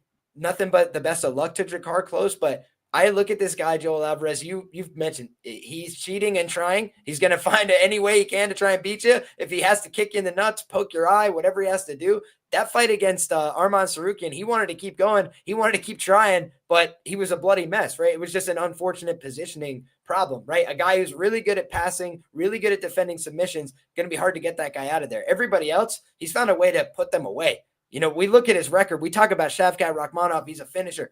This guy's a finisher too. You know what I'm saying? Like, he's lost a couple fights, but to really good guys, and this guy's a finisher too. And I just think that this is where the rubber's going to meet the road for Drakkar Klose, because I think, to your point, he can bang him out on the feet. He can hurt him. Like, if Beneil Dariush is hurting you, this guy can hurt you with elbows. And I think that when you look at, you know, how this fight transpires, if Drakkar gets hurt, I don't think there's a reprieve going to shoot a takedown. And if he goes to his wrestling here, I don't think that's safe. Like, I don't think you could just go hang out on top of him. He's got an excellent guillotine. So if you try and wrestle in and you're not very sound about your positioning, you're getting choked, period. And then if you do have good entries, the guy's a very competent guard player. We talk about guys have different builds. They need to be in certain positions. Because of his length, he's very dangerous on the feet. He's very dangerous on the ground from the full guard. Absolutely. I'm glad we're seeing this thing the same, Liam. I love it. Absolutely love that we're lining up here on this card. It's a tall number. And like I said before, I don't want to disrespect Drakkar Klose, but I do think Yoel Alvarez is just the better fighter and the better prospect. And we've seen him kind of fold in some of these step-ups in competition before. I think it's going to happen again. Let's bet the size bully, maybe wait on this one to make sure he makes weight, see how he looks on Friday, and we'll go from there. Another candidate for violence, in my opinion, because when you think about how Alvarez loses his fight, I mean, I know Drakkar kind of has a rep for being a decisionator, but recently he's been trying to violently kill people out there. So just take that for whatever it's worth, right? Obviously, the one with Joaquin Silva, he was a little bit more reserved. But you look at the other fights he's had recently, and he's been trying to get guys out of there and calling for 50,000 bonuses and stuff like that. So I wouldn't be surprised if he goes out there and lays it on the line a little bit and, you know, come hell or high water, just try and get that $50,000. Very, very true. That's a good note, Liam. That is a good note. I like violence in that fight as well. I do think more often than not it comes from the Alvarez side, but if you've got a decent number on the under, who cares? All right, guys. Next up, we've got Michael Johnson, and he takes on Ottman Azaitar in the Leave It Alone fight of the night. My God, what a dumpster fire, Liam. Okay, so some of you might be too young to know who Michael Johnson is, and that's okay. But he was he is maybe the hardest fighter on the roster to handicap. I'm not sure if he's the best or the worst 500 fighter in the UFC, Liam. I'm not sure to this day which one it is, because you really have like Dr. Jekyll and Mr. Hyde here with Michael Johnson. You don't know who is showing up on the night of the fight. And now he is 38 years old, so he's getting long in the tooth. He's getting up there. He's alternating wins and losses. He's got knockout losses. He's got submission losses. He's got KO wins. He looks like an absolute mechanic in there and decision aids people. Like, you just don't know what you're going to get. On his best night, he's knocking out guys like Dustin Poirier, legends of the sport. This guy can spark them in an instant. And then on his worst night, like, he's getting decisioned by Clay Guida, for God's sake. I mean, like, you just have no idea what you're getting with him. And he also is one of those weird guys where he looks durable right up until he's not, Liam. I don't know what it is. He's like Jamie Malarkey, where the chin looks fine. You can walk forward, hands down, and just every shot you want. Take every single one of them. I'll spit in your face about it. And then one goes, and he's like, it's just over. Like, all of a sudden, out of nowhere, the chin fails him. So you have no idea what you're getting with Michael Johnson. He's a good wrestler. He's got slick boxing. He's very athletic. He's very fast. Father Time is claiming a couple of those, but he still looks pretty good. And you just have to be careful. Ottman Azaitar, the bulldozer, 13-2, 34 years old. I've said it before, Liam, a complete fraud. I am not a fan of the Azaitar brothers. These are fighters who fight because they want to feel important, because they want to, because Dana White has connections, because Saudis have money. They know a prince. You know, that's the reason the Azaitar brothers are fighting. And the UFC legitimately gives them the softest, easiest matchmaking that they can, so they can feel good and look good, and they can go, you know, hang out and party with the dictator once they get done winning in the octagon. That's what Dana White's all about. So the last couple of fights have not gone well for Azaitar, and I've done very well fading him because he finally got a step up in competition. They finally said, bro, we're paying you, and you better earn that paycheck. So he fought Matt Frivola, and he fought Francisco Prado, and what happened in back-to-back fights, round 1 KOs. Like, this guy is a fire hydrant. He's a short, powerful muscle monster that wants to get in there, trade heavies, and he's just counting on the fact that his chin can last longer than yours can. And frankly, Liam, at a certain level, that works, but he doesn't have the technical ability or the durability to hang on at the mid to upper level in the UFC, and that's where they're making him fight. But frankly, after back-to-back KO losses, I got a feeling Dana got an angry phone call. I got a feeling someone very important out there called up Dana White and was like, you better get my brother a good fight. That's the wrong accent. But you get the point here. So I think the UFC is putting this fight together because they got nothing to lose. You've got Michael Johnson, who is alternating wins and losses and sometimes look great, sometimes creates a highlight reel. And this is a fun action fight to throw on this kind of a card. Ottman Azaitar is going to come in here looking full of piss and vinegar. He's going to have every drug imaginable pumped right into his veins. He's basically Bane from Batman, just a whole lot shorter. And I think he's going to crack Michael Johnson with a big one, Liam. I hate to say it, especially because my fade the Azaitar brothers trend is going so very well. I'm not laying minus 185 on Michael Johnson. Are you crazy? Not with your money, not with anybody's money. You could give me free cash from the worst person on planet Earth. I would take millions of P. Diddy's dollars and I would not put them on Michael Johnson at minus 185, man. I can't do it. So it's dogger pass for me. I'm going to look for an Azaitar KO prop. That's the way I'll look at it. Probably violence bet. Sounds good to me. Should be set at 1.5 for the total, most likely. Maybe an under. What do you like here, Liam? Oh boy, man. I'll just tell you one quick anecdote, very quick, Clint. I was sitting with my buddy and he told me, he's like, hey man, go ahead and put $20 on Michael Johnson for me.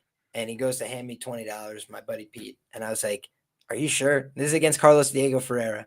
And I was like, why don't I do something? I was like, here's what I'm going to do. I'm going to not bet this money. I was like, I'm not betting this money, but if I'm wrong, I will pay you out myself. I was like, because I can't in good conscience bet this money. And you know what happens in this fight, right? Michael Johnson is out there just two masterclass, moving, shucking, jiving, punching, doing everything right. And then all of a sudden, my man is turning and looking at me. He goes, hey, man, I told you to put $20 on this guy. You don't want to listen to me. He's like, listen, I told you he's going to go out there and hit style on him. I told you what he's going to do. He's like, Michael Johnson is now whooping his. And then you see Michael Johnson frozen in time, laying on the octagon. And I just handed him back his $20. I was like, we swear on that. It's all good. That's just the Michael Johnson experience, right? Another guy that has to always fight off his own willingness to go defeat himself. Like, he just has these bad tendencies. He needs to be coached very vigorously. Like, Henry Hooft is begging him not to give up in his fights and stuff. It's like, it's just unbelievable at times. He's very talented, but he left the best of himself in the gym, period. And the other things that are the best of him are kind of strewn throughout the record, right? It's just not a great level of consistency. Azaitar's no good. We kind of all know that, right? But you just look at this matchup on paper, and I agree with you. They gave Azaitar some tough spots. Like Prado, he's got a brick for a head, right? Daniel Zellhuber just did target practice on him for a while, couldn't put him down. And I think that when you look at, a guy like Michael Johnson, Darius Flowers was like having a health event because he had a very difficult time cutting the weight. And so Darius Flowers could hardly breathe and move, much less fight back with Michael Johnson. He went to a decision. So again, I thought Darius Flowers could beat him because I think anybody could beat Michael Johnson right now. And it's not because Michael Johnson's a bad fighter. It's just because he makes suboptimal decisions. His fragility is now causing him problems in the octagon, but it's not because he's a coward, right? He's willing to fight anybody. But he's done it with welterweights and middleweights in the gym a million times. So now he gets touched on the chin sometimes by a lightweight and he just starts spinning or goes completely blank and frozen on the canvas. Like Carlos Diego Ferreira, very good fighter. We know what he just did, to Rebecca, right? So he's a very talented guy, but you also have to just contextualize it and say, like, Michael Johnson, skill for skill, could beat a lot of these guys, but he just is less than the sum of his parts. And when you look at how this other guy fights, like, I don't think it's going to be like, hey, let's go out there and have a skill for skill battle and see who's more technical at kickboxing. I think Azaitar is going to say, all right, I probably got 3 minutes of piss and vinegar in me, so I'm going to come out here and try and put hammers on his head for 3 minutes. And I think if he does that, he's going to win this fight by knockout in the first round. So it just seems to me like a fight where I expect violence. I think Azaitar will be in cardiac arrest if this fight goes 7.5 minutes. Like his brother and like he's done in the past. It's like these guys not built for a long time. They're built for a good time. And I also just think like Michael Johnson's chin is completely untrustworthy. Minus 185 is shocking to me. So yeah, I'll look deeper into this fight. ABCs, they always bet on cardio. This guy did just go 15 minutes against Darius Flowers, another guy in cardiac arrest. So maybe Michael Johnson can get another decision going here. But for me, it just feels like in the early going, like who could take a shot better? I do feel it's probably Azaitar, and like Frivola, another guy that was like fringe contender type guy, right? Like top 15 type guy. So he knocked out Drew Dober, right? Like set him cold. Like that's what Matt Frivola has been doing to guys. And I just look at this other side. I'm like, this is a tough go for Michael Johnson. If you're not finishing Darius Flowers, like minus 185 is a steep price for me. I'm with you, Liam. I'm with you. And frankly, guys, one thing to remember, this is the small cage. This is not a pay-per-view fight. This is the small octagon. And I just think eventually against a guy like an Azaitar, Michael Johnson's going to have to fight at some point, Liam. And that's when the fight starts. I don't think he's going to be the guy that gets his hand raised there. He doesn't have the tools to do it anymore. So if this was the big cage and he could footwork and skip around and stay away and just kind of jab and run, he probably could win this fight. But in the small cage that really incites violence, I don't think that's possible. One note that I do want to give you guys, however, me saying this is not a pay-per-view card, guys, did spur this memory in my mind. We are alternating back to the new shitty-ass UFC gloves. Something to bear in mind. There are statistics, there's actual documented evidence out there that these things are not allowing KOs as frequently as the old UFC gloves. And the UFC has said for the pay-per-views, we're doing the old gloves. For the regular cards, we are doing the new gloves. And from what I understand, somebody who, and again, this is like I heard from a friend of a friend, what they told me was essentially the UFC kind of like stopped production on the old gloves because they were switching to the new ones. So they don't have enough of the old UFC gloves to make it to the end of the year. And that's why we've got this random ass fight card at the end of the year that has the new UFC gloves, but they are absolutely squashing KOs.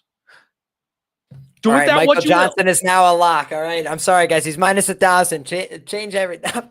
I agree with you. It's been brutal this year with the lack of knockouts. And I do think the changeover to the gloves definitely contributed, but also the prevalence of supplementation. Absolutely. Something that what's his name?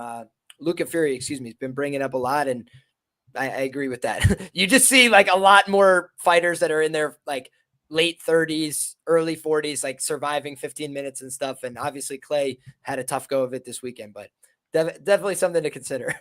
Well, frankly, man, I think it's a little bit of everything. You know what I mean? And that there are fighters out there with the new gloves that are saying that they feel looser and the padding is not as much on their hands and they're afraid of breaking their hands. So they're not throwing as hard. And so like it is a real thing that is affecting some of these outcomes. I don't know that that's going to bother Azaitar. He seems like the kind of guy that will break his hand and say, okay, whatever, I'll throw an elbow instead. And like I talked about, guys, if you're looking at knees and elbows and stuff like that, guys like Yoel Alvarez, he can still get a knockout because he likes elbows. So it's not like a perfect 100% type of thing. But again, just information, something to bear in mind. Decision props on this particular card might be a little bit more valuable than the KO props. Looking at like the Grant and Taveras fight, for example, that one could be one that seems like it should have ended, but doesn't because they're not throwing as hard in that fight. So just, just a thought, giving you all the info. Real quick shout out to the sponsors, everybody. This is Home of Fight. We're still chilling here on the Home of Fight. Make sure you check them out. Please support them at all locations. Telegram, Instagram, all that good stuff. Next up, Spectation Sports. If you are looking for MMA action beyond the UFC, if you are looking to study for Dana White's Contender Series, this is the place to do it. They will have a card on December 21st, Nashville Underground. Lots of awesome MMA action. So if you guys are missing out, you want some more fights in your life, check out Spectation Sports. Promo code Diehard will get you a discount on your sign up. So make sure you click that link in the description below when you sign up. Use promo code Diehard for a little bit of a break on there. Shout out to the guys over at fightnumbers.com. best stats and best DFS tools in the freaking game. They've got a good odds board. They've got predictions. They've got trends. So make sure you support them. That's manned by our guy, John Kelly. Friend of the show. Make sure you guys are supporting them. And they have helped me turn around my DFS game because I suck at DFS. But their tools have helped me actually start making a little bit of money on MMA DFS. So make sure you check those out. That's a good place to be. And the promo code Diehard and the link in the description below will once again get you a nice little break on your sign up.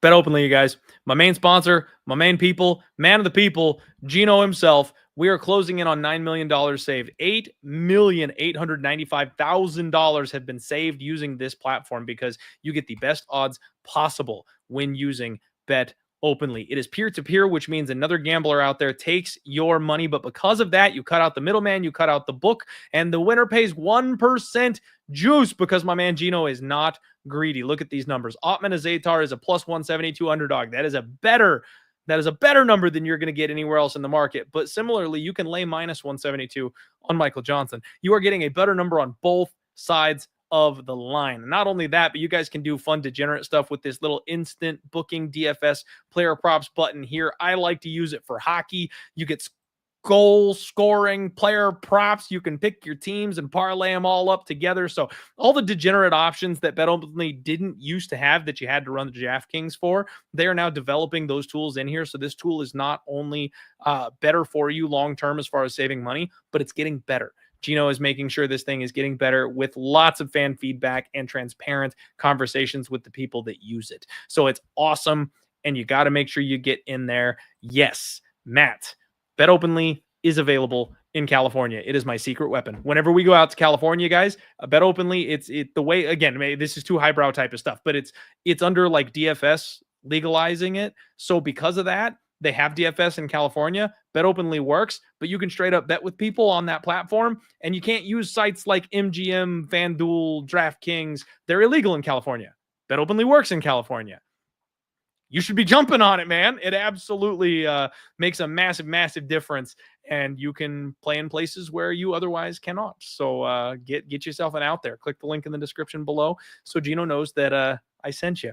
Now, real quick, Liam, I got to take 2 seconds here because one of the things that we do on Bet Openly specifically is I've got the power to do some fun contests, some giveaways, things of that nature. And I have created what we like to affectionately refer to as the Gauntlet. You guys, it is a 10-week MMA betting challenge where you start with $50. You deposit $50. It's a $50 bankroll challenge. At the end of the 10 weeks, the winners get payouts, $600 in prizes, Liam. First is $300, second is $200, third is $100, and 10 weeks worth of fun on the way. We just closed out the competition at UFC 310, and I am here to announce your winners. In third place, with $126.36 in profit, Evan Must Tweet. $100. Congratulations, Evan. Thank you so much for playing. And in second place, with a $62 cash on UFC 310, leaping solidly into this spot, making sure you grabbed onto that $200 cash prize for second place. MMA analyst. He was fighting over that third place, maybe out of the runnings, and made sure to lock it up with a big play, big hit in UFC 310. Congratulations. $195.40 won throughout the contest. You'll be getting an extra $200 in cash on top of that. And finally, our champion, none other than Bro Some Daddy, $245 in profit, Liam. This guy absolutely left the competition in the dust. He hit 3 different times throughout the competition for $50+ and then in week 9 sealed the fact that he was going to be in number 1 and most likely nobody would be able to catch him with a $121 score. So guys, people out there on Bet Openly, they are booking parlays. You can play parlays on Bet Openly and people are crazy enough to take them. This show is proof of that. But the $300 first prize victory goes to Bro Some Daddy. Congratulations on being the winner of the 4th Bet Openly Gauntlet. You guys, I got to tell you something. I'm giving out, I'm doing football contests, I'm doing hockey contests, I'm doing MMA freebie contests. All this stuff I'm able to give away because of my relationship with Bet Openly. You guys are fools if you're missing out on that. Like, not only are they my sponsor, but they're saving you money on the platform, and I'm giving away free shit. Get signed up. Get signed up, throw 20 bucks on there, give it a try. And then when I run these types of contests, you guys can join them and I can actually give you free cash. So like, it's a win-win. We have some fun. It's awesome. We get to interact, and I promise you, you're going to like the platform. So just give it a try. Congratulations to all of our winners for the gauntlet. We've got a couple fights left, guys. It is Tampa? UFC Tampa. It is UFC Tampa. We're going to get back to the fights. I am joined by Liam Picks Fights to break down the rest of this card, and we're going to get into the meat and potatoes of this card here for you guys. We have got Navajo Sterling taking on Tuos, and Liam, we have talked long on some of these fights. You know, you and I, you're my people. We're the kind of people that want to just sit here and talk all day about fights. We want to dissect every single angle, look for opportunities, and that's what I love about this show, and that's what I love about having guests like you on. I'm going to save us a little bit of time on this one. Tuos sucks. This guy is not a fighter who I think has much of a future in the UFC. He is 10-4. He's 34 years old, and he got handled by Omar Sy in his UFC debut. There was no defense. There was no submission defense, no good decision-making. Omar Sy sliced through this guy like a hot knife through butter.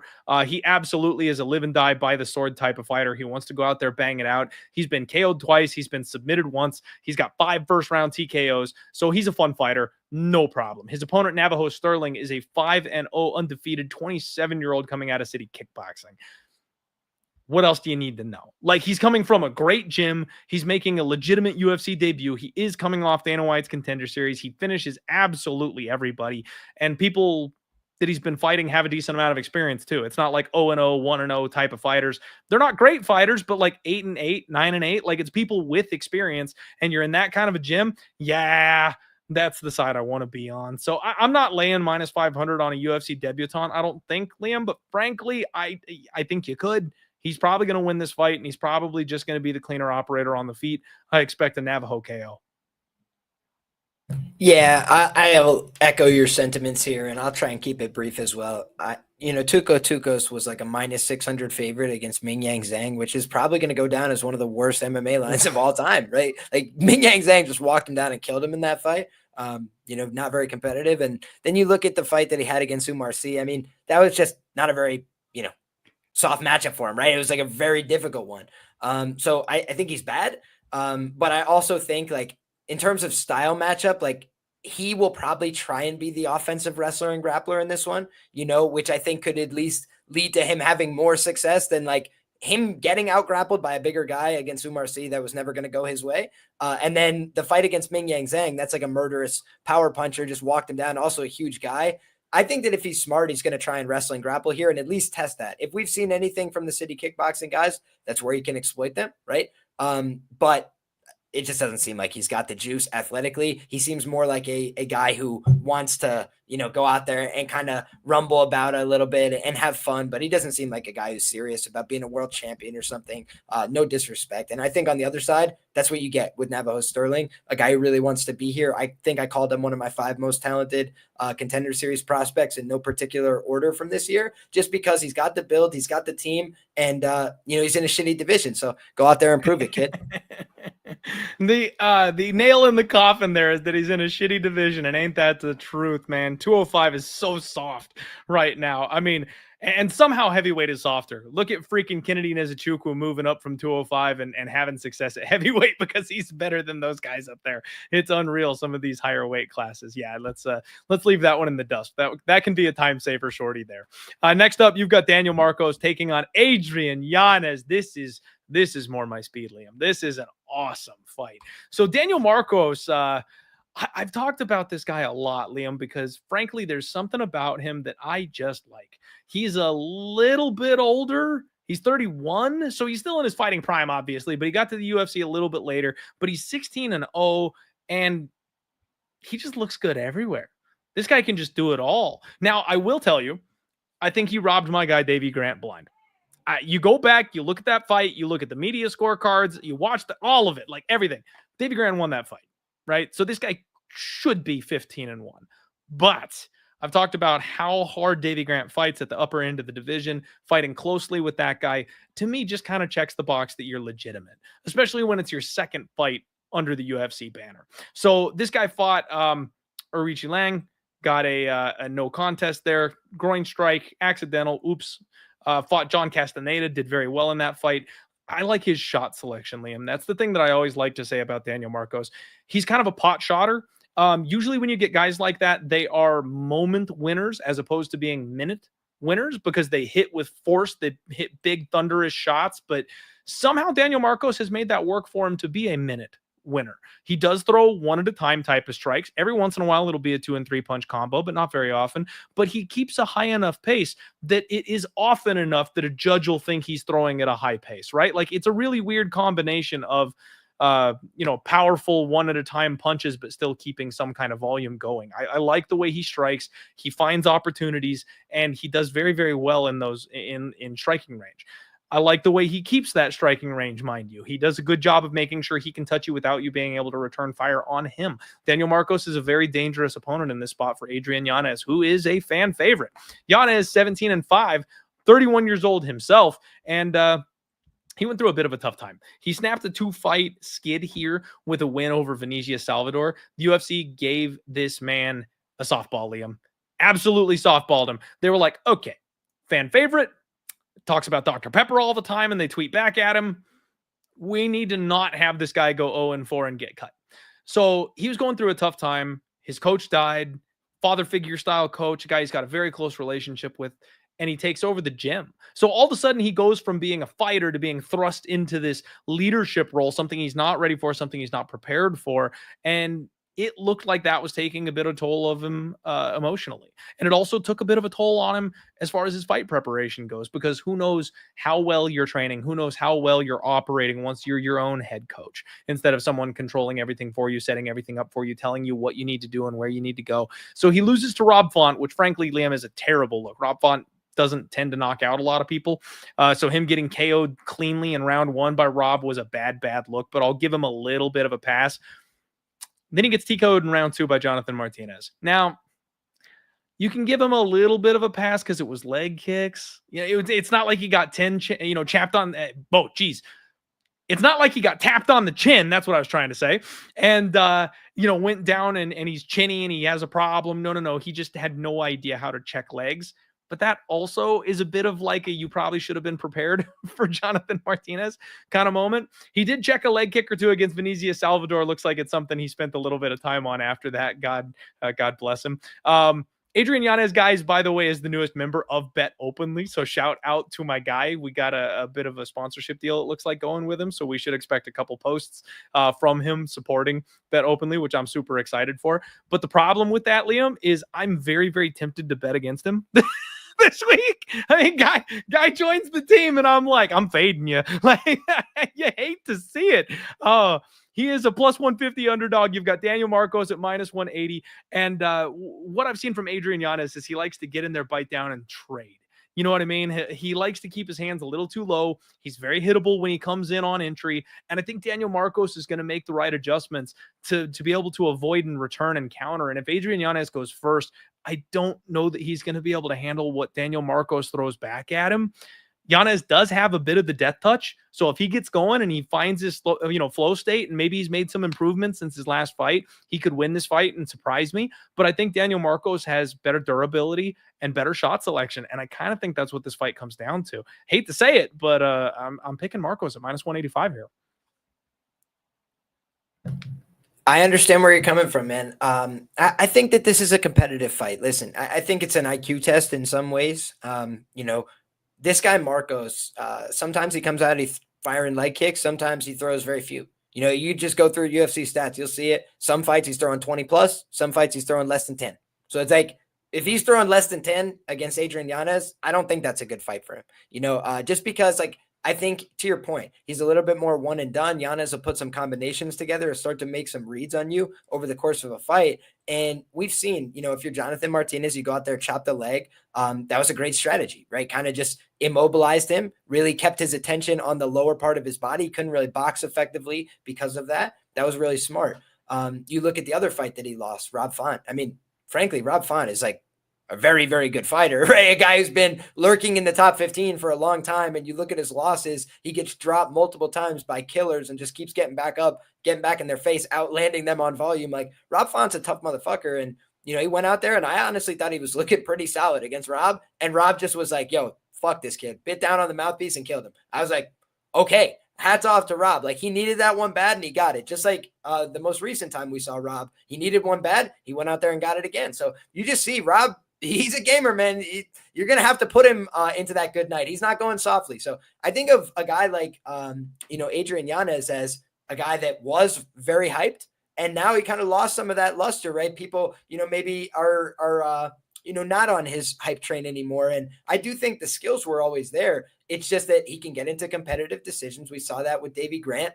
It's not like Daniel Marcos didn't go to a competitive decision, right? We both agree. Those are both pretty close decisions, right? Davey Grant fights close with these guys. When you give him 15 minutes to work with, he's going to put a lot out there to judge. And you look at Adrian Yanez, in most of these fights, if you want to go boxing for boxing, he's going to just come out ahead, whether he hurts you bad or whether he just ends up outlanding you over the course of the fight. That's what he's shown. The guys that have beaten him on the regional scene were very powerful, potent grapplers. I don't think of Marcos as that kind of guy. So again, IQ test. If Marcos is really smart, I would only bet the Marcos side personally in a live setting where I've seen him throw 2 leg kicks in the first minute and a half. Because if he's doing that, then I think his coaches have prepared him right. He understands the assignment. But if he's not doing that, I think that kind of shows like a little bit of, I've been fighting a lot, but I haven't always fought the best competition, right? I was on the regional scene, doing my thing, having a lot of success. And I think that Adrian Yanez, he's been tested. He's been in there with killers from the regional scene, guys that have made it to the UFC, Miles Johns, Levi Moles, high-level guy. He's lost to some guys. You go look through their records, none of them are punks. None of them are pushovers in my view. So I just think of Adrian Yanez as a guy who's kind of paid some dues, put in a lot of time, and he might be ready to take that step forward. To your point, some of those things that were working against him outside the octagon, maybe he's got those affairs in order now and can go put out a better performance. So those are the bullish signals I would put for the Adrian Yanez side. But having such a big susceptibility to the low kick, I almost want to see him address that in a fight before I feel comfortable going to the window with him. So might be wait 90 seconds and bet it live for me in this contest. Okay. I like it, man. I'm going to be cheering for Yanez as a fan and then also because he's, joining the squad. So I sincerely hope he finds a way to win this fight. I just don't know that I can get to the window as far as betting goes. Shout out everybody in the chat. We got a couple more fights to get to. And Thomas Kane in the chat saying, what kind of sneakers are you guys rocking? Well, I hate to disappoint you, Thomas. Let me see if I'm even flexible jiu-jitsu days to do this. Your boy is pulling the old, under. I got the suit on top, and then I'm wearing my skivvies underneath. I got nothing on down here, man. I ain't got to. I'm doing nothing. I can't even stand up. Otherwise, you guys will see too much. I'll get taken down off of YouTube. Frankly, Liam, I'm just impressed I was able to get my foot up there because I haven't thrown a triangle up on anybody in a couple of years. So could have pulled a hip flexor trying to get out of there with that move. I'm impressed with myself. All right, guys, let's keep this gravy train rolling. Next fight up, we have got Dustin Jacobe, and he takes on Vitor Petrino. Fun fight. Vitor Petrino is a large favorite in this spot, Liam, and I think that is primarily just based on his physicality and of his opponent. So Dustin Jacobe is supposed to be like a really solid, really strong kickboxer, transitions over to MMA, gets a second run at it, training at Factory X. Everything looks like it's great. Seems like Father Time's catching up to him just a little bit. He is 1-4 in his last 5, and in his last fight, he got murked by Dominic Reyes. I was thankful and excited enough to be on Dominic Reyes' money line at plus 200-ish that night. So that was a good time for me. And I was very, very excited to cash that ticket against Dustin Jacobe. If he plays this fight right, I think he can stick and move and work his way around Vitor Petrino and extend this fight and be the better striker. But Vitor Petrino is just new Paulo Costa. He's 27 years old. He's a Brazilian monster who's a power puncher, 7 wins by KO. He's juiced to the gills. He's just a little slower. He's Paulo Sloa. He's Sloa Costa is what he is. So he likes to come in there and bite down on the mouthpiece and swing heavies. I was I was happy and grateful enough, Liam, to cash a 14-1 ticket on my boy Anthony Smith. One more for the Gipper when he jumped guillotine on this kid and taught him a lesson in that last fight. But frankly, that was Vitor Petrino being had. That was Vitor Petrino being taught a lesson. And Anthony Smith, if they had struck for 15 minutes, that was not going to end well. So it was really his only opportunity of victory, and damn did he take it. I fully expect Vitor Petrino to walk forward and try and do his best to touch Dustin Jacobe on the chin. And one could be all it takes at this point, Liam. It really could. This is a big step up for Vitor Petrino. The UFC like this kid. They're putting him in a position for him to win. But frankly, I don't think he's all that. Like, I do think he's got a ceiling. He hits relatively hard. He wrestles okay. He doesn't have great cardio. Like, none of it's very good, right? But he's younger, he's bigger, he's stronger. And I think that's enough to beat Dustin Jacobe at this stage. Is that enough for me to get to the window with a minus 400? I don't think so. I'm going to pick Vitor Petrino to win, but beyond that, I got nothing. Yeah, it's again one that I look back on with horror because, I basically made the case for how Vitor Petrino was like a fade waiting to happen. And then he just lost to Anthony Smith. And I was like, for fuck's sake, I missed the fade. And that was the same guy that had previously predicted him to submit, what's his name? That Marcin Prachnio, right? And it wasn't based on his skills, but I had predicted Anton Turkalj was going to submit him. And then Anton Turkalj did what? He got out physical. Like, he was clearly the better grappler and just kept getting out physical. He's not a great athlete. He's not a UFC level athlete. So he got exposed. The pleasure, man, Liam. I missed the pleasure. I do too. He tried his best, but it just seems to me like a guy like Vitor Petrino, he got checked last time out. He got humbled a little bit, but he does seem like a better athlete than Dustin Jacobe and a guy that probably is more likely to mix it up, take it to the ground. If they just swing it out on the feet, Dustin Jacobe's a better kickboxer. There's no doubt in my mind about that, but he's also a guy that has routinely been hurt in these fights. And you even think back to the Iwan Kutalaba fight. I mean, he got dropped badly in that fight.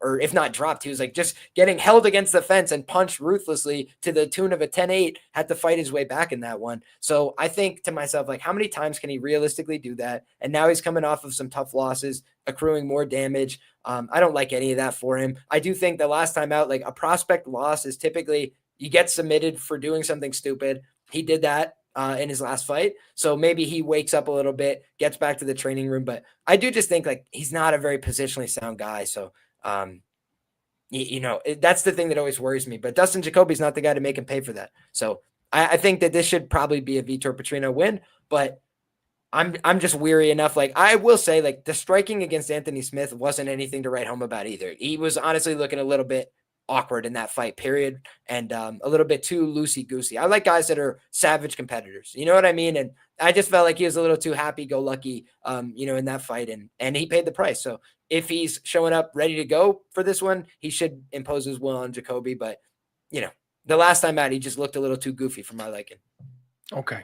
Sounds like a plan, Liam. You and me are on the same page here. Huevos MMA says Costa doesn't have power. And I agree, Huevos. I've been shouting that from the mountaintops ever since he got that big highlight reel KO. The UFC wanted to push that Costa has power. He's got no power, man. He's got muscles. He doesn't have any power.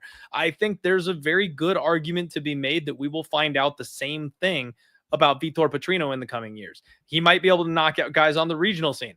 Not so sure he's going to be doing it at the UFC level against tougher competition. So if you want to sell me on a Dustin Jacobe split decision with the old gloves, I could maybe get behind that just a little bit. Give me a 12-1 on that, and we'll take a look, man. I don't know if the number is going to be right for me to take the poke on it, but I could see this fight going the distance. I'll be honest with you. Next up, you've got Manel Kape, and he takes on Bruno Bulldog Silva. And Liam, I want the UFC to cut Manel Kape. And not because I'm not a fan. Not because I think he sucks. But because I've lost too much money on Manel Kape futures. Last week I had to watch Alexandre Pantoja go out there and submit a guy in the second round, slicing through him so easily. And I should have made piles on it because I have Muhammad Mokaev to be champion at the end of 2024 at 10-1. And I have Manel Kape to be champion at the end of 2024 at 14-1. And the UFC put the two of them in a number one contenders fight, Liam. And I was supposed to have either one. Don't care which. trying to take their shot at Pantoja last week, and then easily could have hedged out on the other side and made free money. And somehow I found a way to lose both those fucking tickets. So now here we are. I have to talk about Manel Kape again, and it just leaves a dirty taste in my mouth. Manel Kape plays with his food too much, you guys. I've said that since he got here. You know, he lost his UFC debut because he fucked around. He lost a split decision to Matheus Nicolau instead of knocking him out because he fucked around. He lost to Mokaev, of all people, because he just didn't throw enough. Like, the guy has done this time and time and time again. You get good Manel Kape and you get bad Manel Kape, a lot like Michael Johnson. And it just depends on who shows up on the night. On the good night, he will throw a flying knee, rock his opponent, and then grab a guillotine and stick his tongue out at the camera for the perfect highlight reel viral video. And then on a bad night, he sits back and he looks like Anthony Smith deer in the headlights, throwing a jab out there way out of range, saying something weird about you attacked my family because he doesn't want to fight. Like, Manel Kape some nights just does not engage, and you never know which one you're going to get. So he's always a big favorite because you've got to pay for the upside, but he doesn't necessarily fight with the upside for you. And I'm tired of getting burned by the guy. And Bruno Silva's getting a big jump up in competition here. 14-5-2, 34 years old. He did leave Fight Ready, and now I believe he's training out of ATT, actually. So he's switching gyms, and you know, I like what Fight Ready was able to do for some people, but ATT is another one of these teams right now that seems to have a little bit more juice than some of the others. So I'm expecting that you might get some power from Bruno Silva, and he really showed that against Cody Durden in his last fight. This is a guy who has struggled with steps up in competition. Lost to Tagir Ulanbekov, lost to David Dvorak. He's a karate-style striker, you know, very reminiscent of Henry Cejudo, likes to blitz, like to explode into range. He's got powerful hands. He does have knockout power. He is a BJJ black belt. He's on a 4-fight win streak. All 4 of those are by finish. So he's looking very, very, very good right now. But this is a different universe from Cody Durden and JP Buys. Like, Manel Kape is a different level of opposition. I think if Bruno Silva fights the perfect fight and he's on, he can win this fight.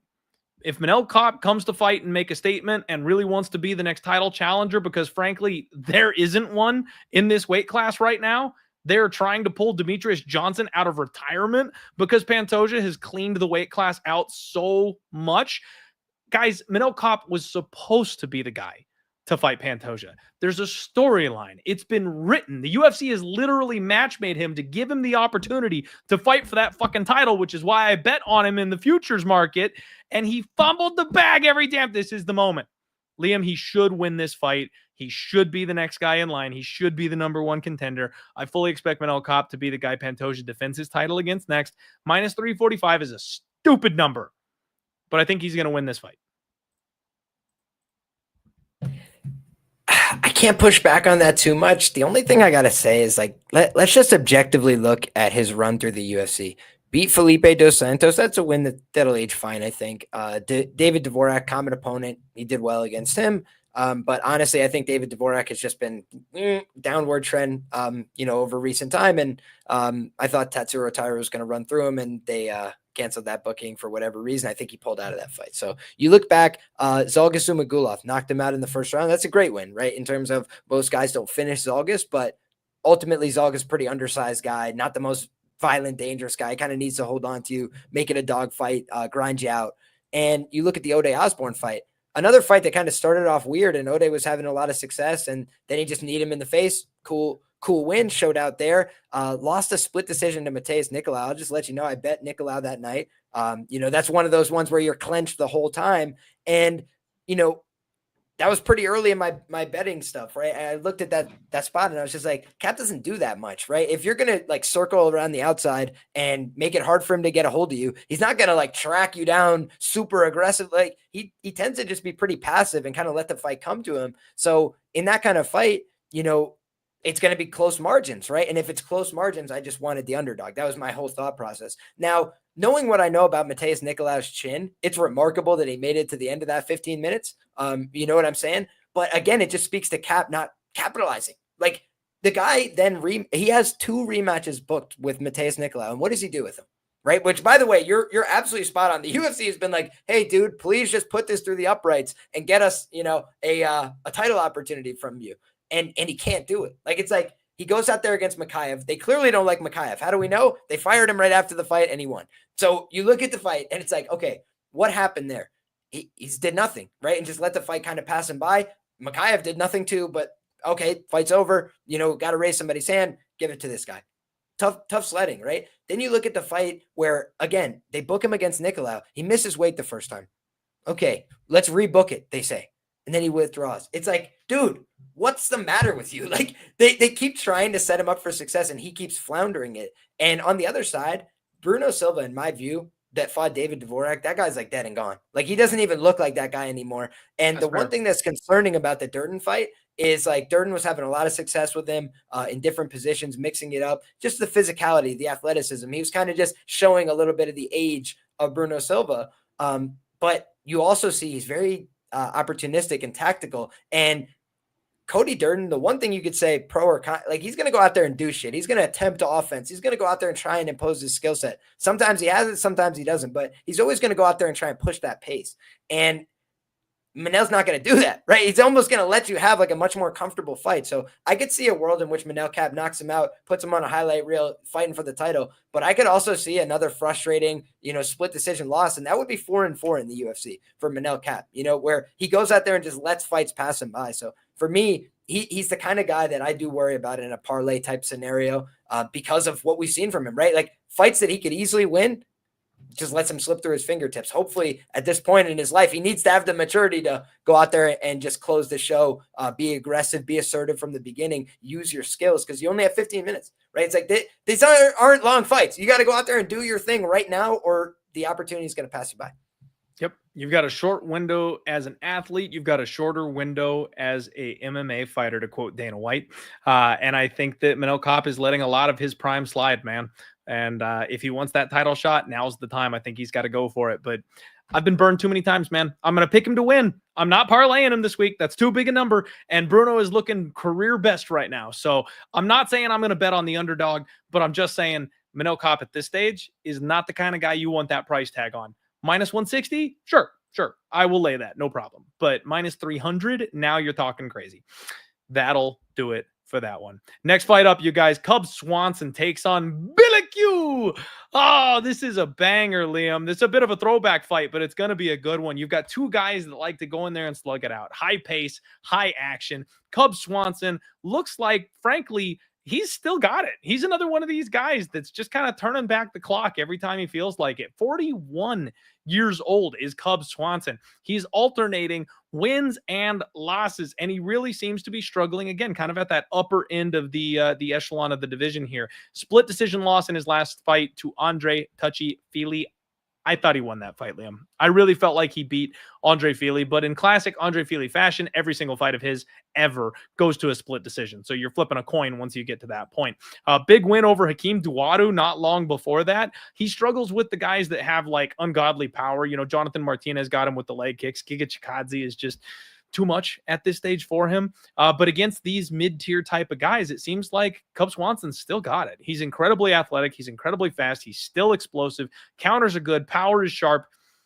I can't say much bad about Swanson, even at 40 years old right now. Billy Q, 18-6. He is 36 years old. And I'll be honest, man, I kind of feel like age is catching Billy Q faster than it's catching Swanson right about now. Billy Q is just 2-4 in his last 6 fights. He lost to Shane Burgos. He got KO'd by Edson Barboza. That one took years off of him. Youssef Zalal caught him with a giant knee, and that was the introduction of Youssef Zalal 2.0. I was very, very happy to be on an island that night when I supported Youssef Zalal coming back in that fight. Smelled that trap line a mile away with that thing being close to even money. Everyone thought that Billy Q was free. Turns out he was not. Billy Q is a fighter that I like to categorize, Liam, as weaponized cardio. This guy gets in your face. He never stops pumping the jab. He's a decent wrestler. He's a decent scrambler. He's a BJJ black belt, but he is not very physical. He's not a guy that's going to bully you around in the cage. He's not stronger than you. He's not going to do that kind of thing to you. But once you slow down, once you get tired, he will just volume you to death. He will just completely overwhelm you with his pressure and his output. Swanson has finished exactly this guy already. Darren Elkins, a guy they call the Damage. A guy that they say can take anything that you've got and then just pushes the pace and breaks you down the stretch. Cub one-punched him, man. Nobody knocks out Darren Elkins. Cub did. Yeah, this is a fight that I think is kind of similar to that. We've seen Billy Q's chin kind of starting to go. Yusuf Zalal has a submission over him in round 2, but don't get it twisted. It was a knee that did it. He was hurt. It was not because he choked him out. It was because he rocked him on the feet. Man, hey, Liam, I got to be honest with you. I know it's not the most technical breakdown I've ever given in my life, and it's a little on the short side, especially for some of the longer fights that we went on this card. But I think Cub Swanson is extremely live in this spot. If he doesn't let Billy Q get rolling downhill on him, I think he's better technically, and he's still got the power to hurt this guy, because I don't trust Billy Q's chin right now. You know, Nate the Train, I thought, was going to do better against Doo Ho Choi because he was going to make Doo Ho uncomfortable. He was going to push a pace that Doo Ho couldn't keep up with. But Choi had an answer on Saturday. Choi was able to play the matador, and every time Nate Landwehr tried to come in and pressure him, he hurt the guy. You can only go life and death with your chin for so long before it starts having an effect on the way you fight, because you just can't keep getting hit the same way. And I think Billy Q's at that point where he can't keep getting hit the same way. I kind of think Cub's going to knock him out on Saturday. You know, we've agreed a lot on this card, my brother. This is where we're going to disagree a little bit. And it's not to say that Cub isn't live. Of course, exactly. It's good for conversation. And you could look at a fight, you know, sharp way on both sides. I always feel that way. So if you look at the Cubs side, like the upside, I actually bet him by knockout against Darren Elkins. I thought that was a great spot because you get the reputation of being like a very durable guy against the guy who's going to snipe you and is faster than you in the early going, right? And the one thing I would say is I bet Yusuf Zalal with you. I think I had the KO at 14-1 and the inside the distance at like 5.5 or something to 1. I'd have to double check this. But in any case, it's like I was all over that side because I looked at it like Yusuf Zalal for me was like a guy on the come up, right? A young guy who had UFC experience, had a tough run out, left the organization and started finishing people. Right. He was like, okay, no more effing about going to decisions, close fights. He said, no, I'm going to go out there and be much more assertive with my offense. So when he hurts people, he puts them in the body triangle, locks in that rear naked choke. He also had a couple of like pure striking matches, knock people out. Yusuf Zalal has been that guy. And by the way, has he looked anything but aces since he's been back to the UFC? No, he's gone out there and beaten other guys and made other guys look bad and embarrassed them. So I just think like Billy Q was the unfortunate recipient of an ass whooping that was going to be due to whoever was standing across from Yusuf Zalal that night. He was ready to come back. He was ready to whoop somebody's ass. And I do think for Billy,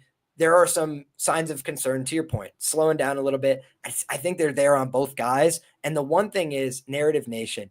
This is a guy who's trained at Gracie Tampa South with Matt Frivola and these guys for a long time. And I think the UFC looked at this like, hey, this guy's gone to war for us a bunch of times. He's been in hard spots. Cub Swanson, battle-tested veteran, a respectable name, a guy that you could put in a co-main event spot, and it doesn't look out of place, but it's a winnable fight, in my view, for Billy Q, and I think they were looking for that, right? They've given him some tough outs. I think Shane Burgos' fight was in New York. That guy's never lost in New York until he was in the PFL. You look at these kind of, setups that they've given him. It hasn't always been easy, but most of the time, the guys he's supposed to beat, he goes out there and delivers. I believe, don't quote me on this, I'd have to double check. I think he was favored against Edson Barboza from memory, and then Edson killed him, right? Like, people have had a pretty high perception of this guy throughout his run, and I thought last time out, like, the line was crazy, and the line flipped. So the market came in and agreed pretty heavily. By all said and done, close of market, he was a favorite, Zalal was the favorite there. Right? The line flip. Mm-hmm. I think that was just justified based on who Yusuf Zalal is. And I think that in this spot, like, Billy Q should be favored. Should he be like a runaway favorite? No, because all the signs of concern are there. But just looking at like intangibly, who do I think will throw more if this fight goes to 15? I do think that will be Billy. And the other thing I will note here is the Crone Gracie fight with Cub Swanson was a few years back, right? Crone looked like a complete shell of himself over the weekend. Got knocked the fuck out. Thank you, Bryce Mitchell. There you go. But dude, you look back, like that fight with Crone, people were saying like, yeah, but Cub just whooped his ass. Like, Cub ended the fight with like cuts on his face and some swelling around his eyes and whatever. He's been in a lot of wars, man. And Darren Elkins can't hurt nobody, right? Like, no disrespect, but like, he's got to wear you down and he can make you exhausted and then finish you. But he's not really like out there like landing big punches that are hurting people, right? Whereas Billy, he's stung people before. Like Kyle Nelson, I know he's known for kind of getting tired over the course of the fight. dude, Billy hit him with like a one punch in round 3 that face planted the guy. Like, he does have a little bit of power, I would say, and a willingness to keep throwing all night. So that's the only note I would leave with here is like Billy Q.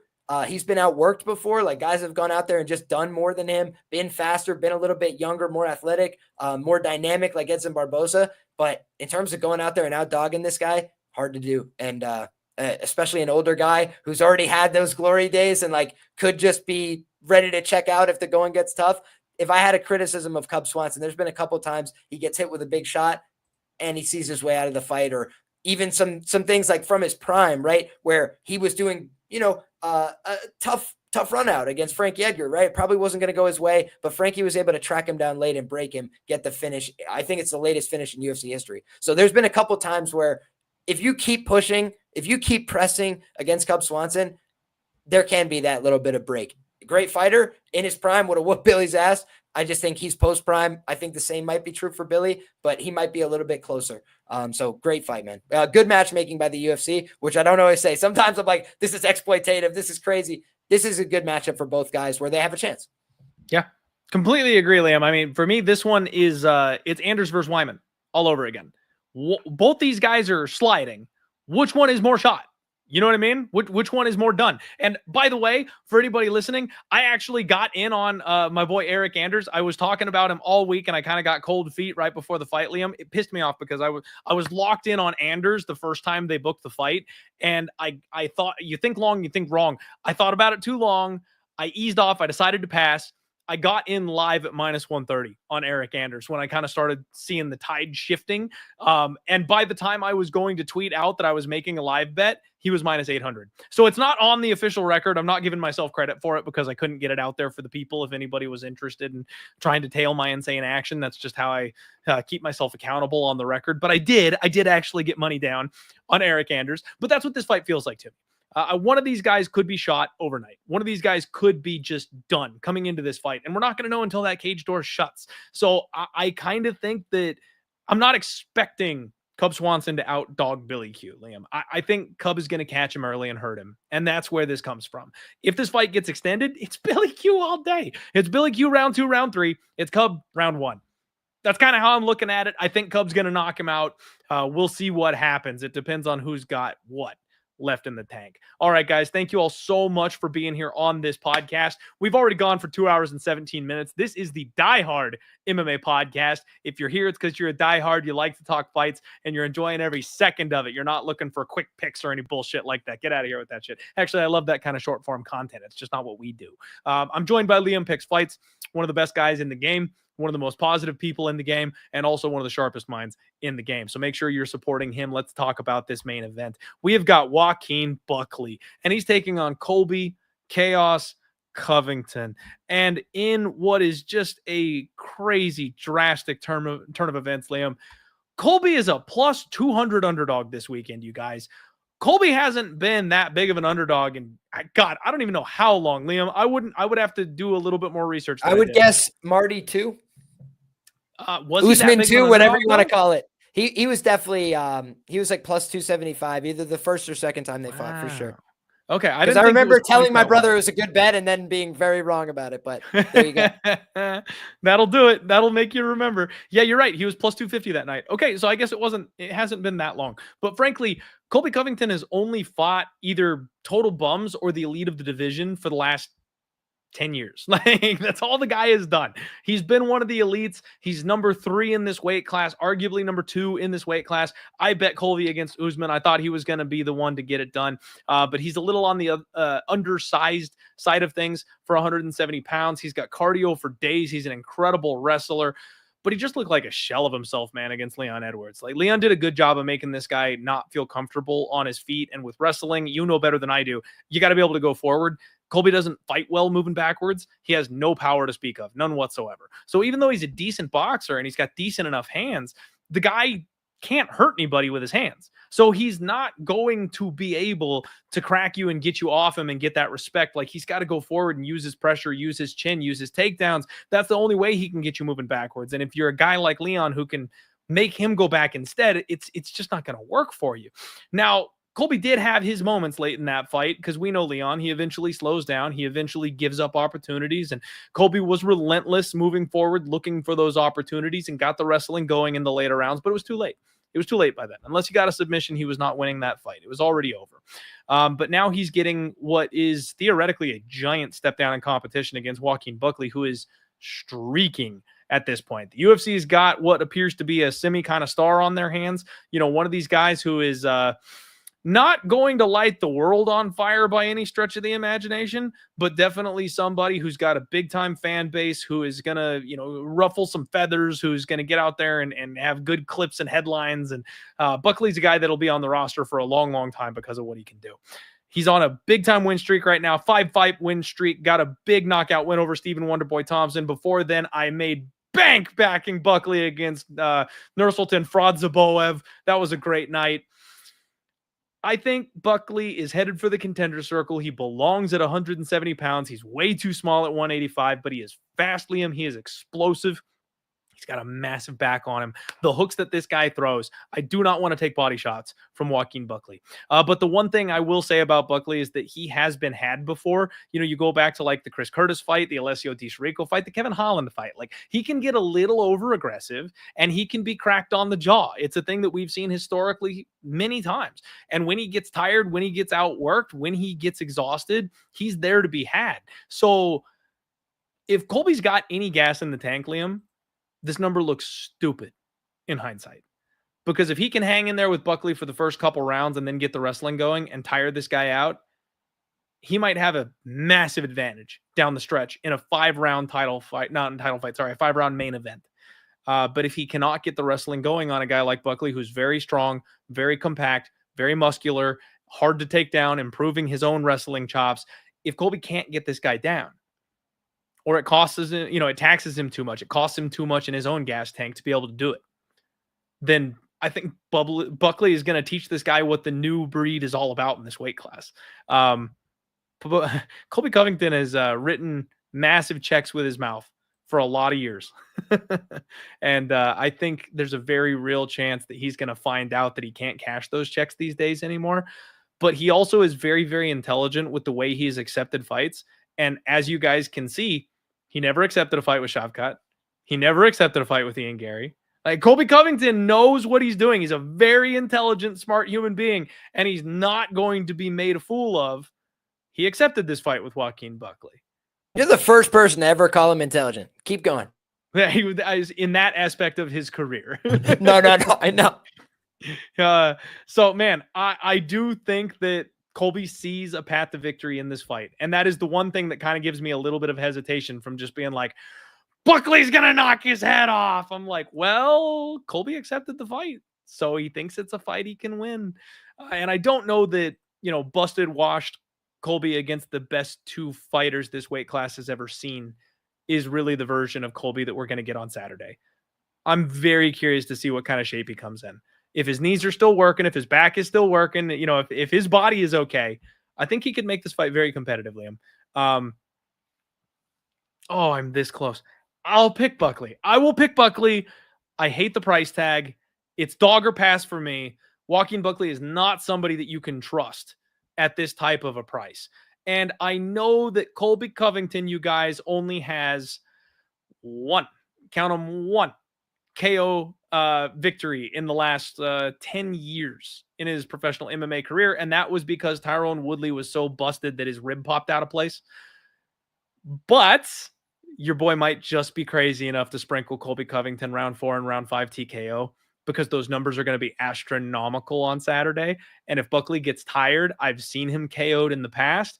And if Colby gets on top of him, he will let him have it and try to make a statement. So I will look to find a way to find some enormous props for shits and giggles on the last card of the year. Colby Covington, round 5 KO, will feed my family for Christmas, baby, if he can pull it off. But I will say Buckley wins the fight. Yeah, I'm going to agree with you on this one, man. In terms of the pick for me is Buckley. And I'll talk about why. I will address first, though, I think Colby's a intelligent guy about managing his career, right? And I do think he's the second person to call him intelligent. Well, I'm trying to back you up on that, right? Like, I'm not saying, the guy is Nostradamus or something, but No, he's a good I'm with you. I'm with you. I'm just career messing. manager. And you look at a guy like this, I say to myself, like, is Colby out here because he wants to win and get back to another title opportunity? Or does he want to like reload the poker chips and like go hang out in South Florida as a retired man? And honestly, I can't come up with an answer, right? He's 36 in a hook. I can tell you wrestling doesn't get easier as you get older. It gets much harder. And we've seen good wrestlers like Usman and these guys just like, let's box now. Let's figure out that shit instead, because I ain't doing that no more. And then you look at the fights that he's had against other good wrestlers, kind of haven't gone his way, right? He got out wrestled by the British. No excuses, no ifs, ands, or buts, man. Leon Edwards out wrestled him, period. Not good. Then you look at the fact that, he goes out there against Usman. He just knew, like, this guy's a better wrestler than me. He didn't even try. It was like, I'm not even going to attempt it because he's too strong and too physical. And so for the most part, he was like, let's stand up kickbox. And to your point, Clint, he doesn't hurt many people.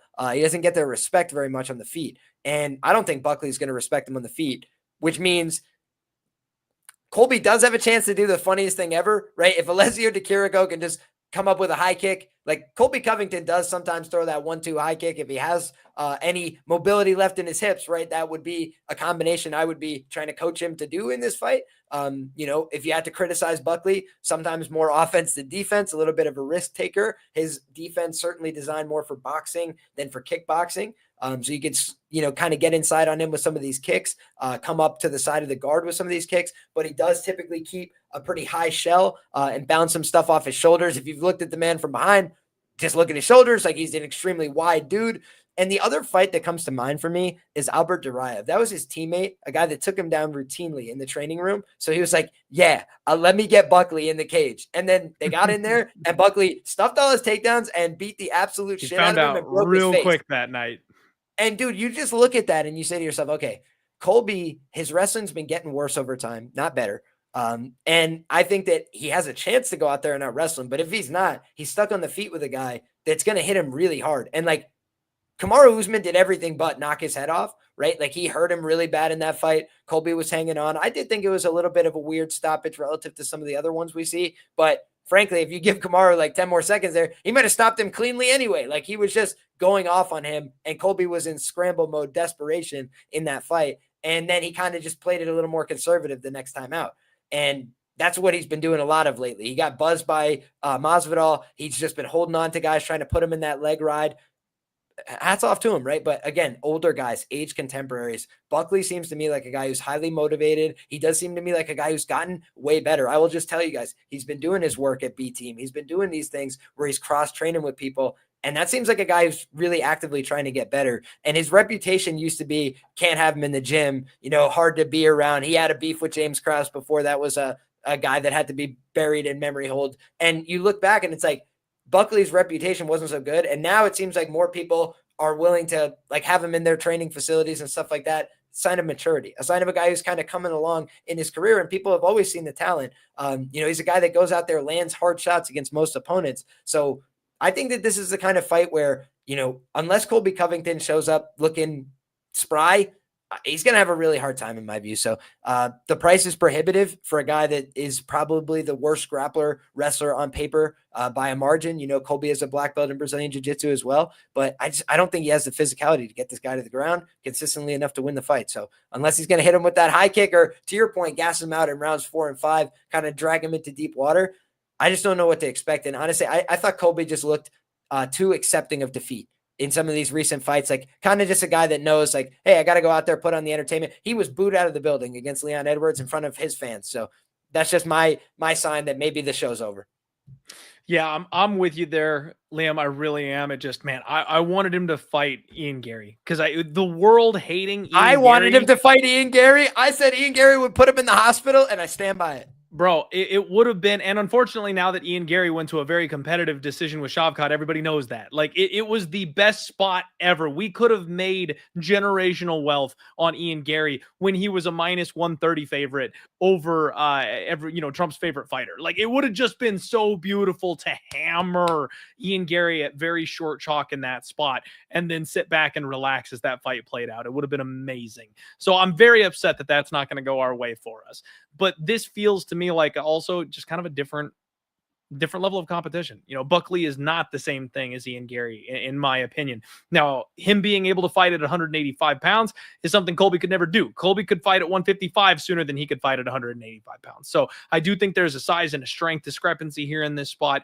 It's going to come down to what Colby's got left in the tank and how much punishment he's willing to take. Because if he can survive in some early sketchy rounds and just chip away at Buckley, I think he could win rounds 3, 4, and 5 wrestling. And I think he could potentially finish a tired and gassed out Buckley.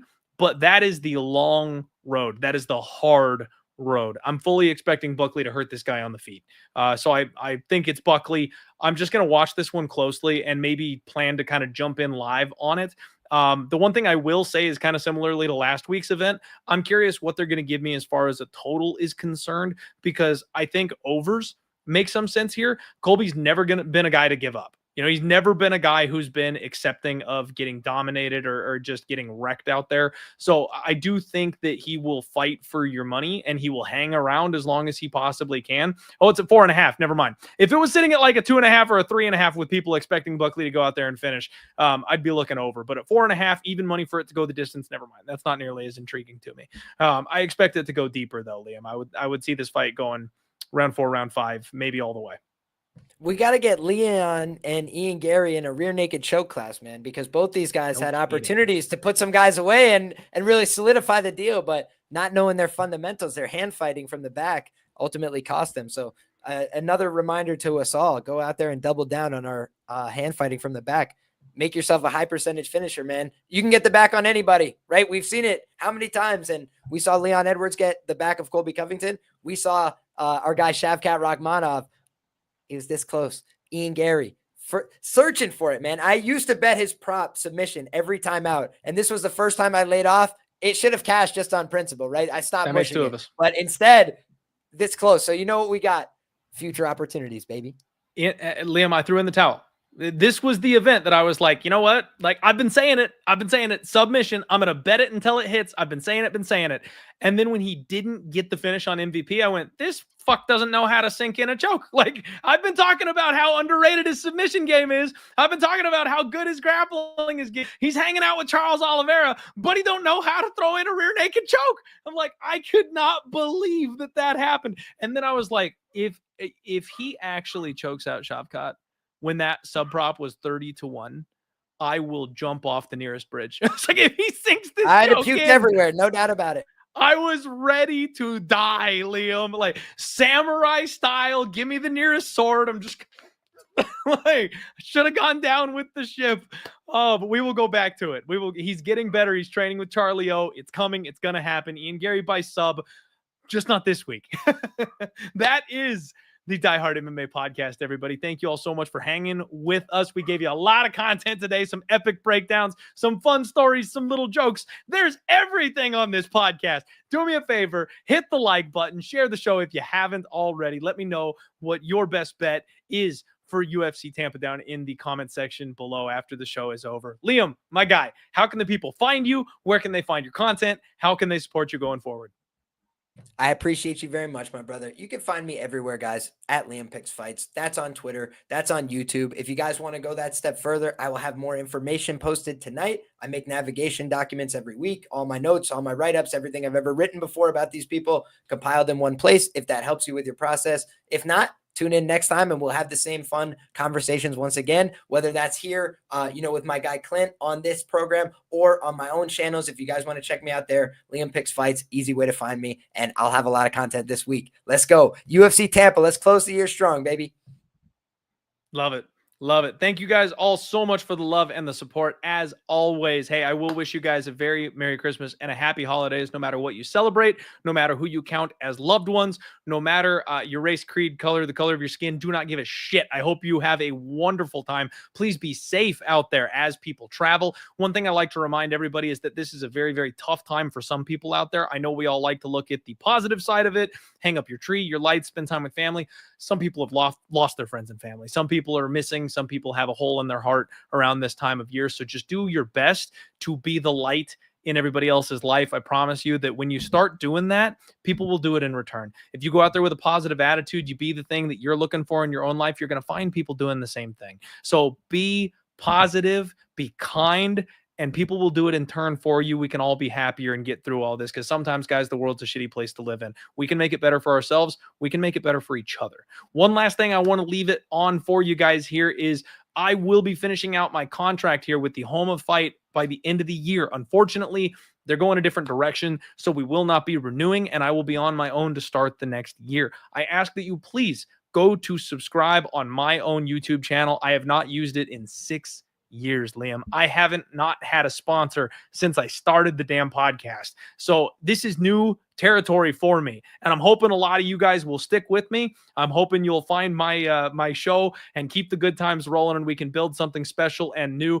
I'm going to spread my wings, go out on my own, and try to cut my teeth out there in the cruel world. So I need your guys' backup. I need your support. I will be trying to return all of the comments. I'll get back to your comments in the chat, or not the chat, sorry, the comment section below after the show is over.